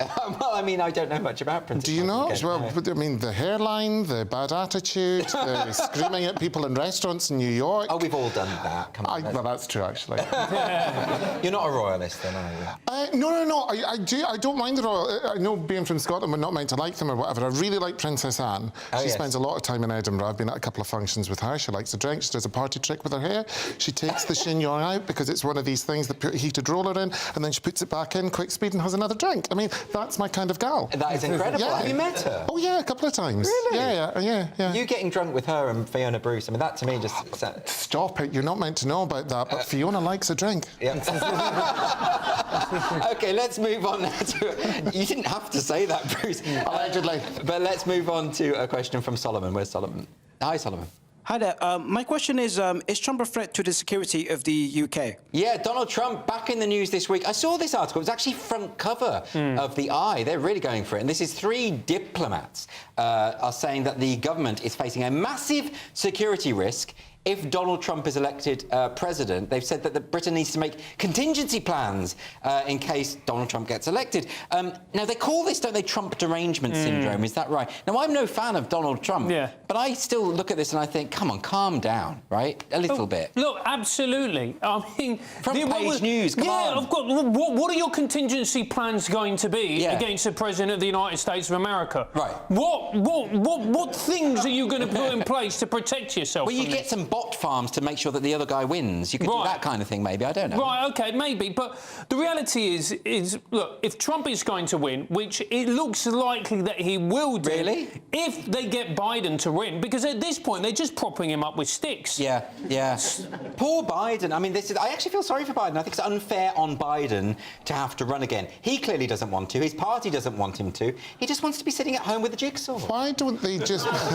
Is he capable of doing a jigsaw? Well, he can attempt the jigsaw. That's Do you know what would be fun. funny if the jigsaw was of Trump? That would be amazing. Because that actually might just finish him off once and for all. I'm sorry, going back to the threat to the security, what, Trump's going to come in and fake tan everyone? I mean, really, what we're worried about? We have that with the only way is Essex.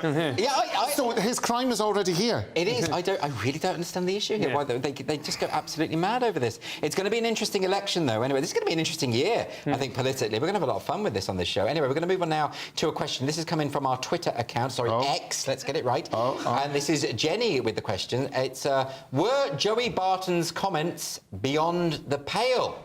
Joey Barton, he's someone I heard of this week. This is ITV are going mad about this. They're really angry because Joey Barton has made some comments about about female pundits, but he's talking about all sorts of things at the moment. And now people are saying that he's been radicalised, that kind of thing. You know more about this than I do, Francis, so I'm going to defer to you. Right, OK. So what Joey Barton is saying is that you shouldn't have female pundits. Now, he's got no problem with commentators because commentators just describe the action. Yes. But what a pundit does in a football match is they break down the play and explain what's happening in the play.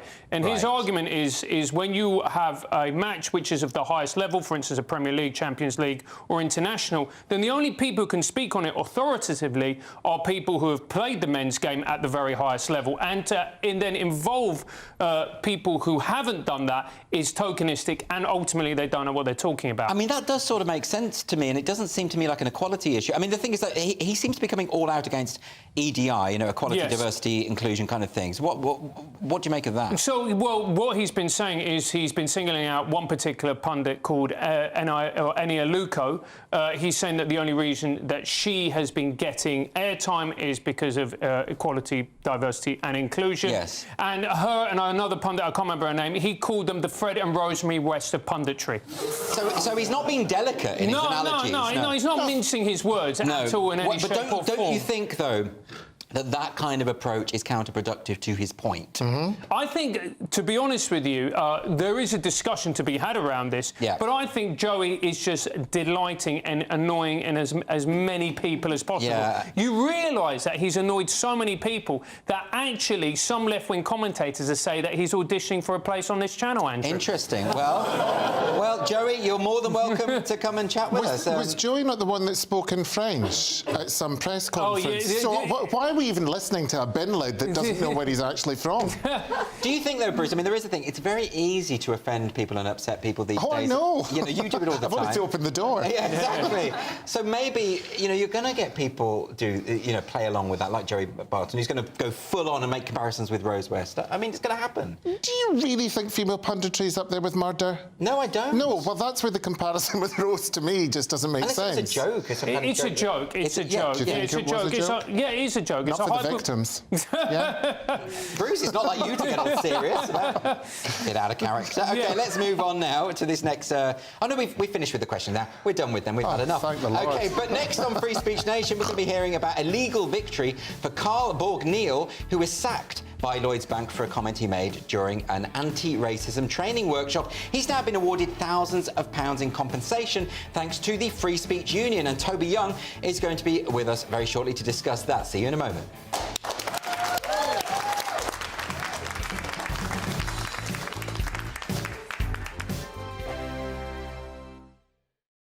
Good afternoon, Britain. Good afternoon, Britain. Join us, Tom and Emily, To find out what's happening in the heart of Westminster. and why it matters to you.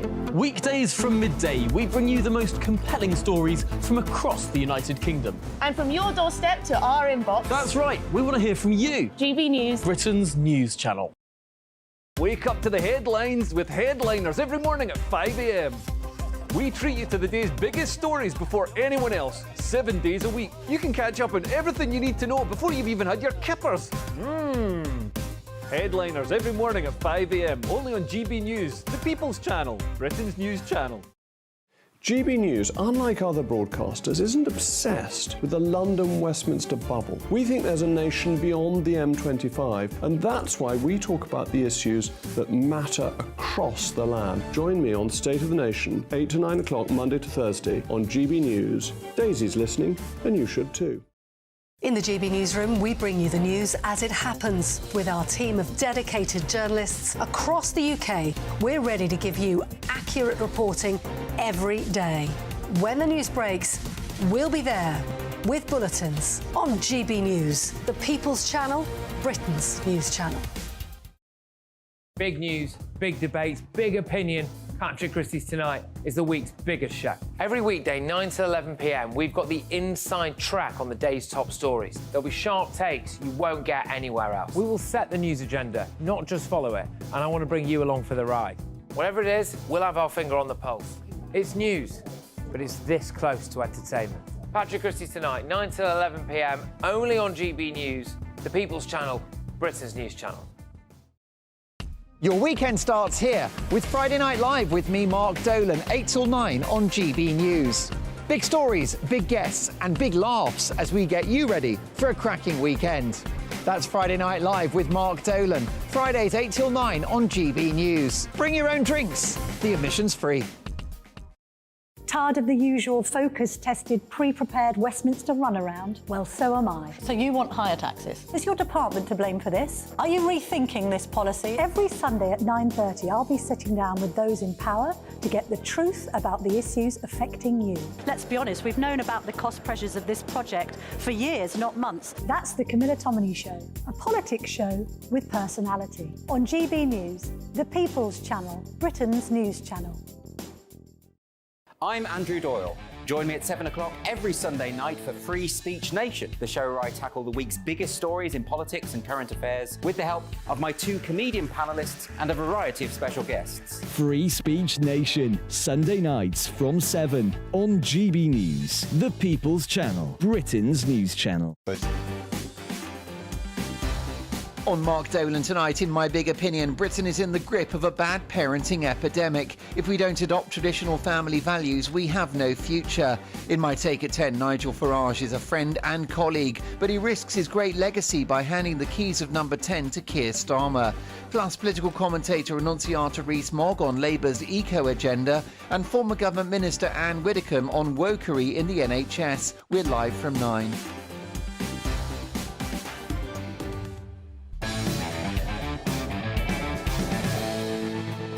Let me know. Welcome back to Free Speech Nation with me, Andrew Doyle. So back in the summer of 2021, Lloyds bank manager Carl Borge-Neal, who had worked for the company for 27 years, lost his job after using a racial epithet during a race education training workshop. Now, this was despite the fact it was established at the start of the session that participants could speak freely and perhaps clumsily on occasion, and that Carl was apparently using the word to ask a legitimate question. He's now been totally vindicated by an employment tribunal and awarded damages, which could end up exceeding over £800,000. And Carl was hugely assisted by the Free Speech Union, whose director, Toby Young, joins me now. Welcome to the show, Toby. So, another victory for the Free Speech Union. You're racking up quite a few of these. Do you want to tell us specifically about what happened in Carl's case? Yes, so as you said in your intro, he'd worked for Lloyds Bank. He was a senior manager. He'd worked there for 27 years. It was his first diversity training session. It was online because it was during the pandemic. The trainer, as you said, came out with various reassuring, soothing statements beforehand. Don't be afraid to be clumsy. This is your opportunity to say how you really feel. No such thing as a bad question, yes. Which, by the way, are red flags if you're ever training question. So, yeah, look out if they say that. In the course of the session, they were talking about what language is appropriate and inappropriate to use in the workplace and when you should reprimand your employees if you're a line manager. Yeah. And he said, well, isn't it context dependent? So if someone of one ethnicity uses a word, it might be appropriate for them, but if someone of another ethnicity uses the same word, then it might be inappropriate. Sure. And the trainer said, what do you mean? And so he, as an example, said the N-word when members of the black community are talking to each other. Yes. So two black colleagues in the workplace might use the N-word in conversation. Should he reprimand them for doing that? I mean, it's a perfectly legitimate question, and I think he asked it in all innocence. He wanted to know the answer. She was incredibly offended because he didn't say the N-word. He actually used the N-word when he asked the question. But there had been a statement at the start of the workshop saying just speak freely and these... Don't be afraid to be clumsy. And these are difficult issues. And he was reassured by that because he suffers from dyslexia, and that can prompt him sometimes to blurt things out without processing them properly beforehand. Yeah. Anyway, instead of answering the question, she reprimanded him, told him he could no longer contribute, had to be quiet. Afterwards, she was claimed to be so traumatised by having heard the N-word that she took 5 days off work. And her employers reported the incident to Lloyds Bank. They placed Carl under investigation and 6 months later fired him for gross misconduct. But she's a race awareness trainer, isn't she? She should be familiar with these issues and words and terms. Well, she said at the beginning of the session, race is a difficult issue to talk about, yes. But you can speak freely. This is a safe space. Don't feel embarrassed about being clumsy, saying the wrong thing. Don't worry about saying the wrong thing. She used those very words. And also, clearly, from the context you described, that this wasn't based on racist intent. And surely racism can't exist unless intention is part of that. I mean, you really should distinguish between someone actually, a white person using the N-word as a racial epithet in an argument with a black person. Of course that's unacceptable. But if you're quoting an imaginary person in a hypothetical situation, that's completely different. But Lloyds refused to take the context into account. They had a zero tolerance of the N-word policy, so they decided to make an example of it. So why has that happened? Because we had an example of a university professor in America who used the word while quoting a black writer who had used the word in the text and was still reprimanded and punished for that. I mean, it seems like there is no effort on people's part to consider context and intent. I mean, it is absurd. And the Employment Tribunal, when they published their decision, said in future, companies like Lloyds need to take context into account when someone is accused of breaching a workplace speech code. Yeah. And the Employment Tribunal didn't just find that he'd been unfairly dismissed, they also found that he'd been discriminated against on the basis of his disability, dyslexia, which is why the award was so large. But the Free Speech Union was initially representing himself and doing pretty well for a litigant in person, but eventually he reached out to us. He was a member of the Free Speech Union. We found him top legal representation, Emma Hamnett from Doyle Clayton, and we helped him all the way through. We underwrote his legal expenses. We said, look, we'll pay your legal expenses. If you lose, we'll just suck it up, but if you win, you pay us back. He has won, happily, so now he's going to pay us back. I think this is what people need to understand about the Free Speech Union, is that, people have been absolutely dependent on your services for securing justice in these situations. Can you just tell us why we've got the opportunity of how people can apply and what sort of costs we're talking about? Yeah, I mean, it's given that Carl's legal expenses were something close to £150,000. I mean, he says that the day he decided to join the Free Speech Union, which was one of the best decisions he ever made, it costs like under £30 to become a full member. Under £50 to become a full member, under £30 to become a discount member. You go to our website, www.freespeechunion.org, click on join, you'll see the various options. But it's cheap as chips, given the service you get if you get into trouble. And the thing about this is it can happen to anyone. I mean, we're seeing that more and more. I mean, we've seen recently, you've been very vocal about the banking situation, people being debanked for having what are completely acceptable, commonplace opinions, but they're just not within line with the fashionable view of a certain elite group of activists. Yeah, I mean, one of the words of the year last year, according to The Telegraph, was debanking, a word popularised by Nigel Farage. Happened to me, actually, in 22. I was debanked by PayPal. Yeah, tell us about this PayPal, yes. It was ludicrous. They claimed I'd breached their terms of service without specifying exactly what I'd done, what I'd said. I complained, kicked up a big stink, broke the story, in fact, on GB News, and eventually they did a reverse ferret. Did they ever tell you what it is? My accounts. No, they never explained it. That's very Kafka. Very Kafkaesque. Yeah, it really is. But debanking, I think, whereby, you know, financial services companies withdraw service because they don't like your values, it's the tip of the iceberg. We're looking after a woman at the moment who lost her access to tickets to Newcastle, lifelong fan of Newcastle United, has been told she can't come for 2 seasons because of the perfectly lawful but gender-critical views she expressed on Twitter. Another woman, also gender-critical, she was going to receive a life-saving operation at a private hospital in London, Teresa Steele. And because she said she didn't want intimate care being provided by a trans male nurse, they refused to operate on her and said, sorry, you're going to have to take your business elsewhere. We don't want it. That's trans-exclusionary and is a conflict with our values. I mean, extraordinary. She could have lost her life because of that decision.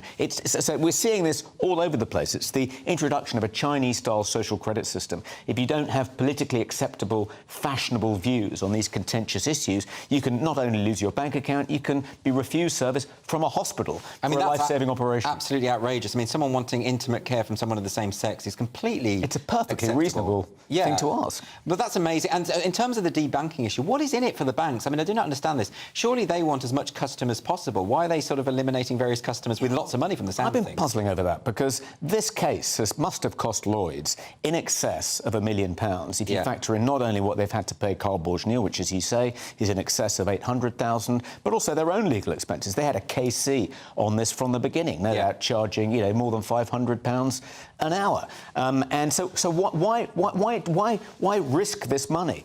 Jeopardise your reputation? And incidentally, the Employment Tribunal panel have said you have to circulate our judgment, telling you to take context into account, not behave as unreasonably as this in future. You have to circulate it to your board, and you also have to report yourselves to the Financial Conduct Authority for disability discrimination and for dismissing this guy unfairly. Well, so good. it's a terrible result for them, and we hope it'll make them and other companies more cautious about this kind of thing in future. But why do they do it? I think they're just so zealous. They're filled with a kind of religious fervour. They think we're doing good, we're advancing the cause of social justice. And if that affects their bottom line, they think that just proves how committed, how pious I am, how pious a member of this church I am. Getting it so wrong, aren't they? Well, I want to ask you, Toby, because the Free Speech Union obviously is thriving. I think it's a really, really important organisation.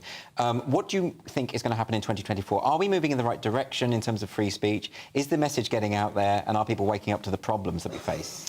Well, my big worry is that if Labour win an overall majority and we have a Keir Starmer-led government for the next 5 years, all the things that you and I have been fighting against for the past 3 or 4 years, the authoritarian tenor of the kind of woke religion, the withdrawal of service by companies like Coots from people like Nigel and me, people not being able to go to football games because of the gender-critical things they've said on Twitter, all of those things, which I think we're beginning to build up a head of steam. You can feel that we're getting a bit of momentum behind us. We're beginning to push back. Companies are beginning to think twice now. But if a Labour government's elected, you know, they've already said that they're going to make it illegal to misgender someone. You know, I think it wouldn't be at all surprised if the equivalent of the Scottish Hate Crime and Public Order Act, which was received royal assent in 21 was passed in England and Wales under a Labour government. They want to pass a Race Equality Act, and that'll make life for anyone who uses the N-word in the workplace, however contextually justified, however innocently and reasonably,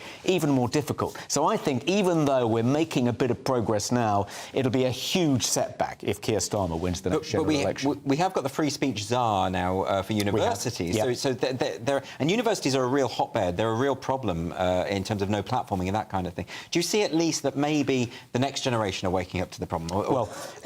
It was a huge victory that this government passed the Higher Education Freedom of Speech Bill, and one of the consequences of that is they've now appointed Arif Ahmed as a free speech czar, and if you feel your speech rights have been breached at a university, you can complain directly to him, and if he upholds your complaint, he can impose a pretty significant fine on a university. So that really should help. It only applies in England, doesn't apply in Wales or Northern Ireland or Scotland. Scotland, of course, it's worse than anywhere else in the United Kingdom, so that's a shame. But nonetheless, that's real progress. One worry I had is that under a Labour government, he would be replaced by someone much more ideologically compliant, who wasn't going to really defend free speech.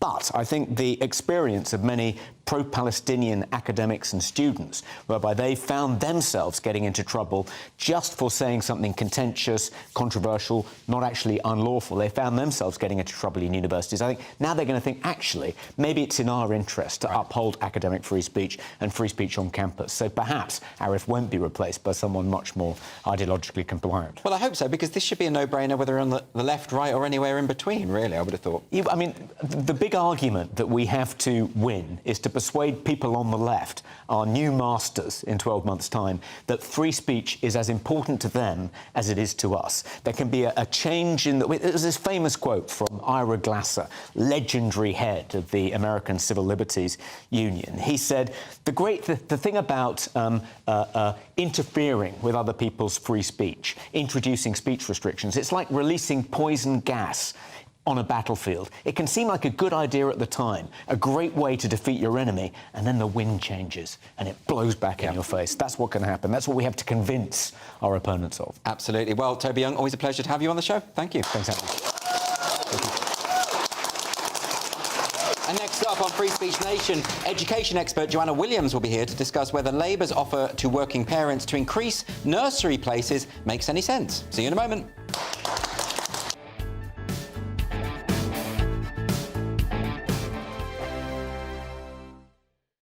Your weekend starts here with Friday Night Live with me, Mark Dolan, 8 till 9 on GB News.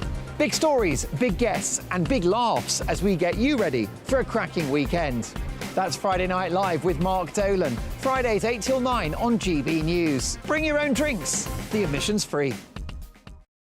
Wake up to the headlines with Headliners every morning at 5 a.m. We treat you to the day's biggest stories before anyone else, 7 days a week. You can catch up on everything you need to know before you've even had your kippers. Headliners every morning at 5 a.m, only on GB News, the People's Channel, Britain's news channel. In the GB Newsroom, we bring you the news as it happens. With our team of dedicated journalists across the UK, we're ready to give you accurate reporting every day. When the news breaks, we'll be there with bulletins on GB News, the People's Channel, Britain's news channel. Big news, big debates, big opinion. Patrick Christie's Tonight is the week's biggest show. Every weekday, 9 to 11 p.m, we've got the inside track on the day's top stories. There'll be sharp takes you won't get anywhere else. We will set the news agenda, not just follow it, and I want to bring you along for the ride. Whatever it is, we'll have our finger on the pulse. It's news, but it's this close to entertainment. Patrick Christie's Tonight, 9 till 11 p.m, only on GB News, the People's Channel, Britain's news channel. Good afternoon, Britain. Good afternoon, Britain. Join us, Tom and Emily, To find out what's happening in the heart of Westminster. and why it matters to you. Weekdays from midday, we bring you the most compelling stories from across the United Kingdom. And from your doorstep to our inbox. That's right, we want to hear from you. GB News, Britain's news channel. GB News, unlike other broadcasters, isn't obsessed with the London-Westminster bubble. We think there's a nation beyond the M25, and that's why we talk about the issues that matter across the land. Join me on State of the Nation, 8 to 9 o'clock, Monday to Thursday, on GB News. Daisy's listening, and you should too. I'm Andrew Doyle. Join me at 7 o'clock every Sunday night for Free Speech Nation, the show where I tackle the week's biggest stories in politics and current affairs with the help of my 2 comedian panellists and a variety of special guests. Free Speech Nation, Sunday nights from 7 on GB News, the People's Channel, Britain's news channel. GB News is Britain's news channel, and now you can support it. All you have to do is scan that QR code that's up on your screen right now, or you can go to gbnews.com/support and become a GB News member. You'll have fantastic benefits. We're also going to organise special events where you as GB News members can meet the presenters, the on-screen faces. Scan the QR code or go to gbnews.com/support. Thank you so much.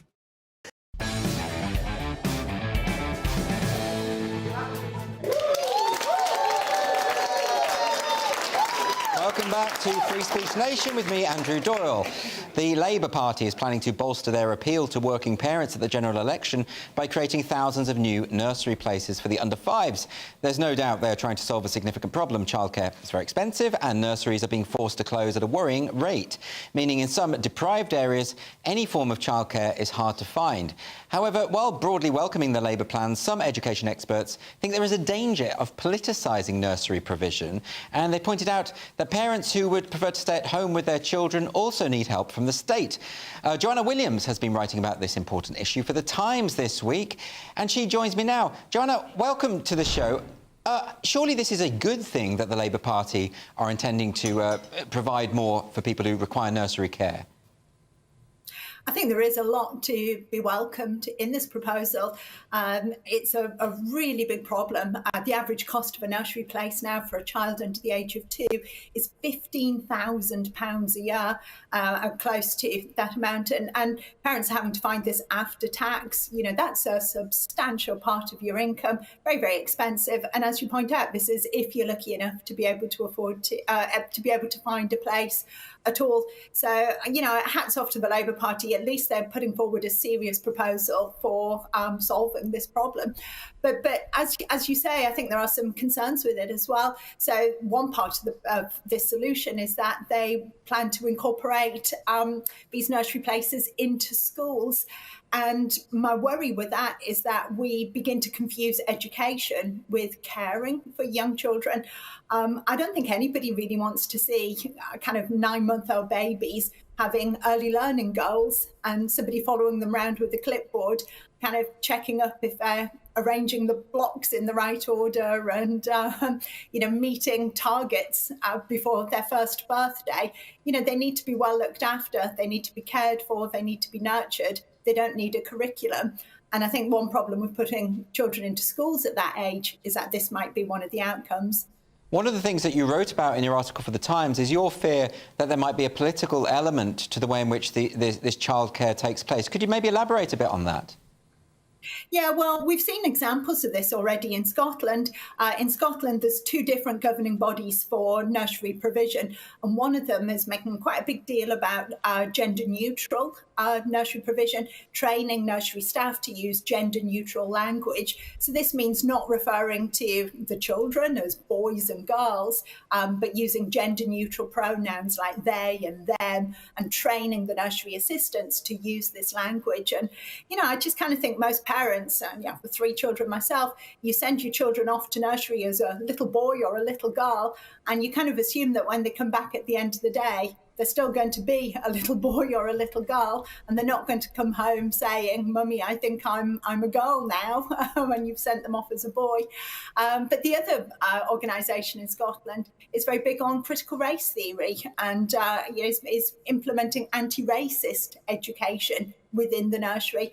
Now, I'm old enough to remember a famous Benetton advert which had pictures of babies, and that advert said, you know, there's some places in Britain where racism doesn't exist. And the whole point they were trying to make, I mean, bizarrely political for Benetton clothing, was that babies are not born racist. But we seem to have moved away from that in Scotland, and now we seem to have this assumption that even babies have racism in them that they need to be educated out of. There is something quite religious about some of the dogma of critical race theory, almost like a kind of original sin idea when it comes to talking about young children. But I think people will be surprised about that, because most people know, if they've been around very young children, that they're just not racist. They just don't have that. They don't understand the concept. So why on earth would teachers, caregivers of all people, start imposing these ideas? Where does that come from? Well, I think it comes from this idea that being not racist is not good enough anymore. Being not racist to me is makes you a decent human being. But what these woke activists think is that being not racist is not good enough. You have to be actively anti-racist. So we can take your average baby who's not racist, and we need to actually imbue them with anti-racism. And ironically, in order to do that, you've actually got to make these young children start seeing race everywhere. So they're not playing alongside other toddlers in the nursery, but they're actually seeing their fellow toddlers as having a skin colour which carries a significance. I think it's a really vile ideology, and it really racialises a part of life which should not be in any way racialised or politicised at all. Some people won't believe this, but of course, Ibram X. Kendi, who's someone whose work has drawn on critical race theory, even though he's not a critical race theorist himself, he published a very well-known book called Anti-Racist Baby, aimed at very, very small children to precisely indoctrinate the kids with this idea. So why is it I mean, this is something that is a problem, and you've written about many times, throughout the educational sector, full stop, not just very young children, but at all levels, isn't it?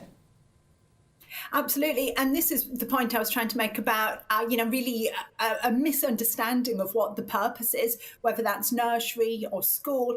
It's almost as if just caring for babies or just educating children is no longer enough. It's not enough just to teach children in a primary school how to read, write, spell, know their times tables.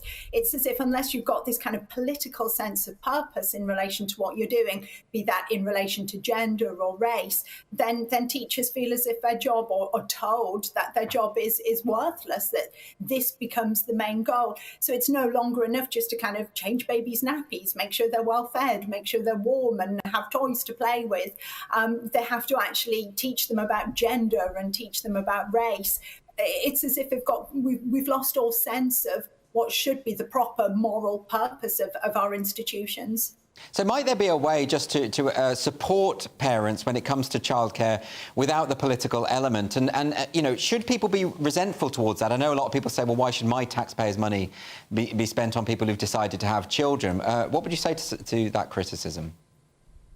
Well, I think it's absolutely vital that we do support parents. And for me, that does mean choice. And I'm really a bit cautious now about using that word, because I think it's been used so badly. And the word choice itself, it seems, has become really politicised. When people talk about choice, what they really mean is, I want people to do what I think they should do. I want them to do what I think is right. So you hear some people talk about choice and they only mean funding nurseries. Other people talk about choice and they only mean tax breaks for stay-at-home mums. And actually, I think choice requires both of those things, and it would be expensive. But I mean, we've got a falling birth rate. I want to grow old in a world where there are lots of young children around, where there are workers earning money, making a productive economy. So I've got well-funded hospitals to look after me and retirement homes in my old age. And I think if we want that kind of society in the future, we do need to have a growing population, or at least a stable population. And that does mean supporting families and supporting people who want to have children, supporting the next generation. I think that's a really important thing to do. Joanna Williams, thank you very much. And next on Free Speech Nation, misgendering at the airport, controversy over Quality Street chocolates, and a restaurant offering discounts to thin people. It's almost time for Social Sensations. Don't go anywhere.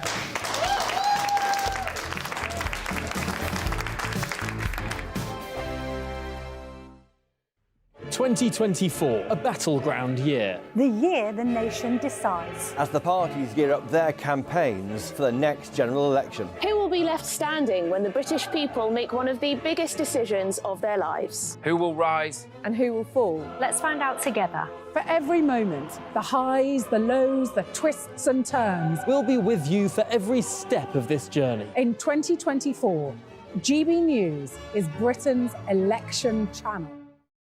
Good afternoon, Britain. Good afternoon, Britain. Join us, Tom and Emily, To find out what's happening in the heart of Westminster. and why it matters to you.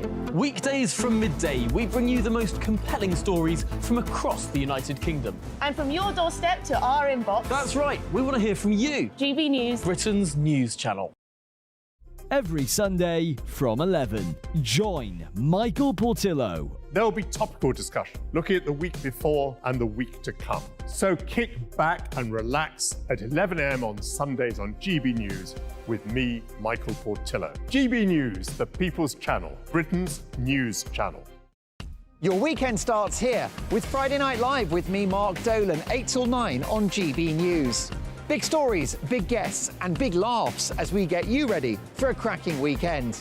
That's Friday Night Live with Mark Dolan. Fridays 8 till 9 on GB News. Bring your own drinks. The admission's free.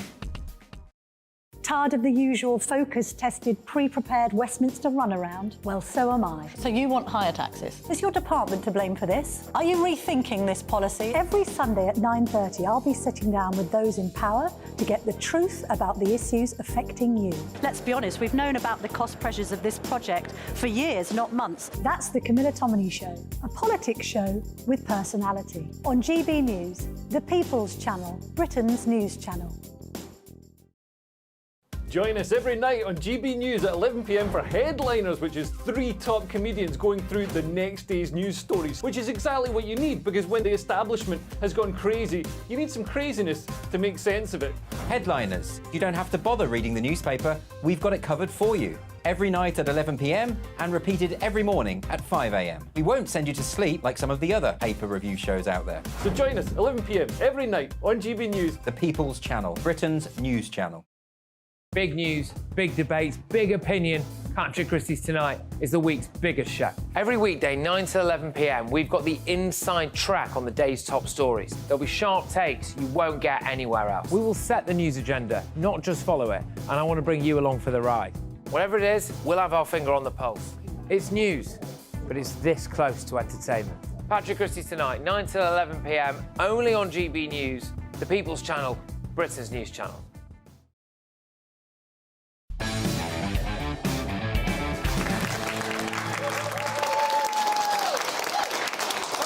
Free Speech Nation. So it's time for Social Sensations. That's the part of the show where we look at what's been going viral this week on the wild and wacky world of social media. So first up, an unfortunate airport worker helping passengers board their flight got more than they bargained for over the festive season. Let's have a look at what happened. And what about when an adult employee misgenders you intentionally? While he's talking, you're talking. You just misgendered me again. Okay. Multiple times. Gotcha. Both of you have. Wasn't intentional, but if you want to take it personal, that's also. Well, she did do it intentionally twice. You're talking to me too. You said she and then you said he. You're being condescending, and if you want to continue, I have Port Authority escort you out the building right this moment if you want to play that game with me. Okay. Would you like to continue 3 days before Christmas? I really don't mind. I'm good. I'll just put this on. So I think he handled that rather well, because often people, when they do this accusation, oh, you've misgendered, it's a kind of power game, isn't it? And this guy's just saying, well, I'm going to escort you out. Yeah. That's amazing. It is amazing. Yeah. You can tell he was powerful. Just look at the beard. Oh, yeah. I mean, that's a power beard. That is a testosterone beard, if ever I've seen one. I couldn't grow one like that. No, none of us could. No, not at all. But, like, that's the thing. Like, obviously, he didn't do it deliberately. He wasn't trying to cause offence. So this person causing this trouble, I just think... I did it once, completely by accident, at a warm-up at the BBC. I won't say what the programme was. It was Mrs Brown's Boys. And I'd said, hello, madam, and they'd said, sir, and I said, in my defence, it was very darkly lit and you have a very husky Well, I think that's fair enough, especially with Mrs. Brown's Boys, where you have a man playing a woman anyway. Who's one of the nicest people I've ever met in my life. Honestly, he was lovely. Very interesting. Or she. Or whatever you want to call him. Yeah. Agnes. Agnes. Agnes Brown. Is that right? Yeah. OK, let's go with that then. OK, we're going to move on now. This is about Quality Street, this next one. I've seen a lot of chatter about this online, the changes that have been made to the brand, because they used to have these shiny wrappers. It looked like Little Treasure, didn't it? But now it's gone a bit bland. So let's have a look. What's happened? I would be reduced to this. I have just opened a tin of Quality Street for probably the 60th time in my life. And what I have found inside is this travesty. This is a travesty. I will never, Quality Street, purchase this product ever again. And you can take that and put it where you like. Oh, yeah. I mean, the indignation. Oh, she does deserve a round of applause. God love her. Two things, the slamming of the lids and very Salvation Army for this time of year, and the word purchasing. Oh, yeah. Beautiful. A friend of mine went mental at them on X because she only had one nauseate triangle. Well, that's the only one that people like. Yeah. I like the fruit creams. Oh, do you? Yeah. You've always been divergent. Yes, exactly. And what do you make of that? Well, I think she's wonderful. Oh, look, I'm going to be honest with you, and I'm no psychotherapist. I don't think it's a chocolates, love. No? No, what is it? I think there's something else going on there, mate. No, look, I'm sorry. Look, I think I share her rage. No, you know, because it sounds like the marriage hasn't been consummated for a while. I was waiting to say, do you think he's getting busy elsewhere? Yeah. With someone that maybe enjoys a tin of roses? Yeah, exactly. Yeah. Well, and that was the start of the marriage going wrong. I suspect we might be reading too much into what is, after all, just a silly viral video. Anyway, let's move on now. This is a restaurant in Thailand handing out discounts based on how much customers weigh. So the thinner you are, the cheaper the food. And let's see how they achieve this.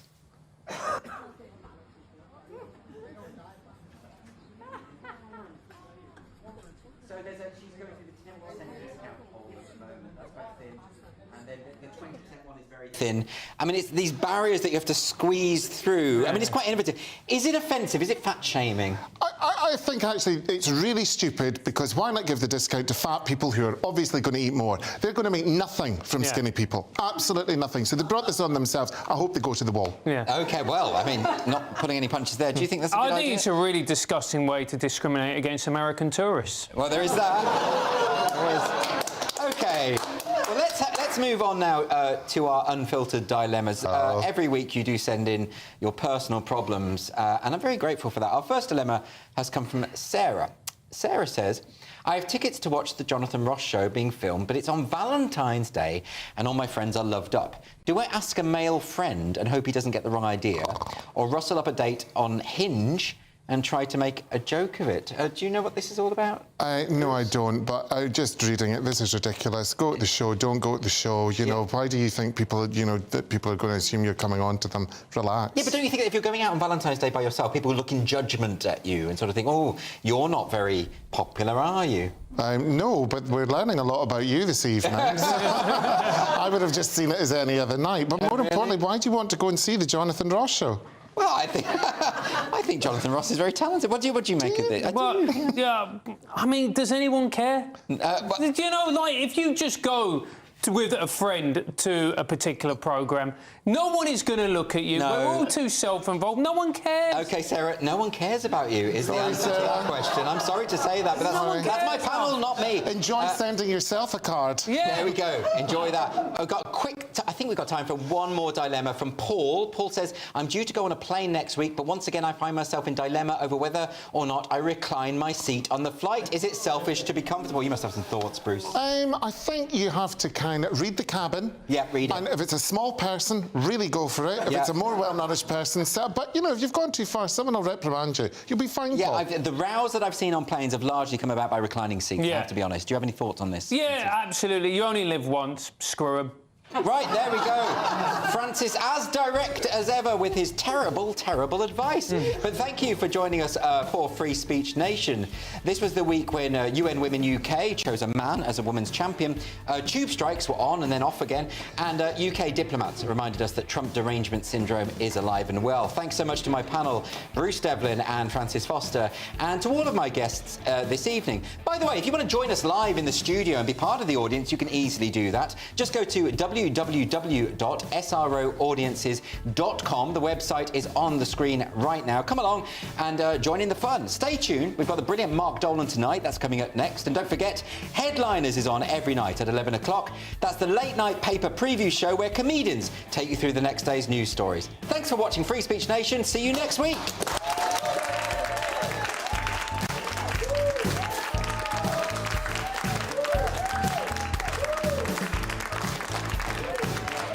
Warm feeling inside from Boxed Boilers, sponsors of weather on GB News. Hello, I'm Marco Petagna. Here's your latest weather update from the Met Office. We'll see plenty of fine weather across much of the UK in the days ahead. Some sunshine at times, but equally a few hazards to contend with. All of a fairly wintry flavour with cold air in place across the UK. High pressure is dominating, sitting towards the north and north-east of the UK at the moment. Fairly tightly packed isobars down towards the south, indicating quite a brisk breeze. And that's feeding some showers in across the north of England, southern parts of Scotland this evening, working their way west into the Irish Sea towards the east of Northern Ireland as we head into the early hours of Monday. Some showers also developing down towards the southeast by the morning on Monday, could give some icy stretches as we head into the early hours of Monday itself. Towards the north and west, a cold picture, frost and some fog forming. And then through the day on Monday, ice likely to be a problem towards the southeast for a time as wintry showers move in from the east, working their way westwards but turning more to rain as they move across southern counties of England through the rest of the day on Monday. Whereas towards the north and west, apart from the odd shower across Northern Ireland, there'll be plenty of fine weather in store, lots of sunshine but still quite chilly. Temperatures no better than the low to mid single figures in most places.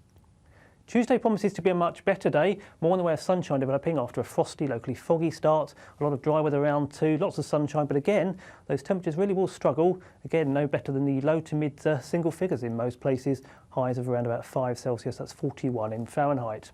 As for the rest of the week, well, we'll gradually see an increase in cloud from the north, so sunshine becoming more and more confined to southern areas. Looks like things are heating up. Boxed Boilers, sponsors of weather on GB News.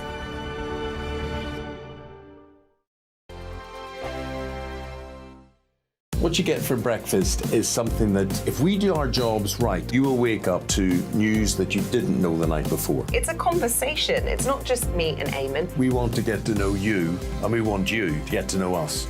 From 6, it's Breakfast with Eamon and Isabel. Monday to Thursdays on GB News, Britain's news channel.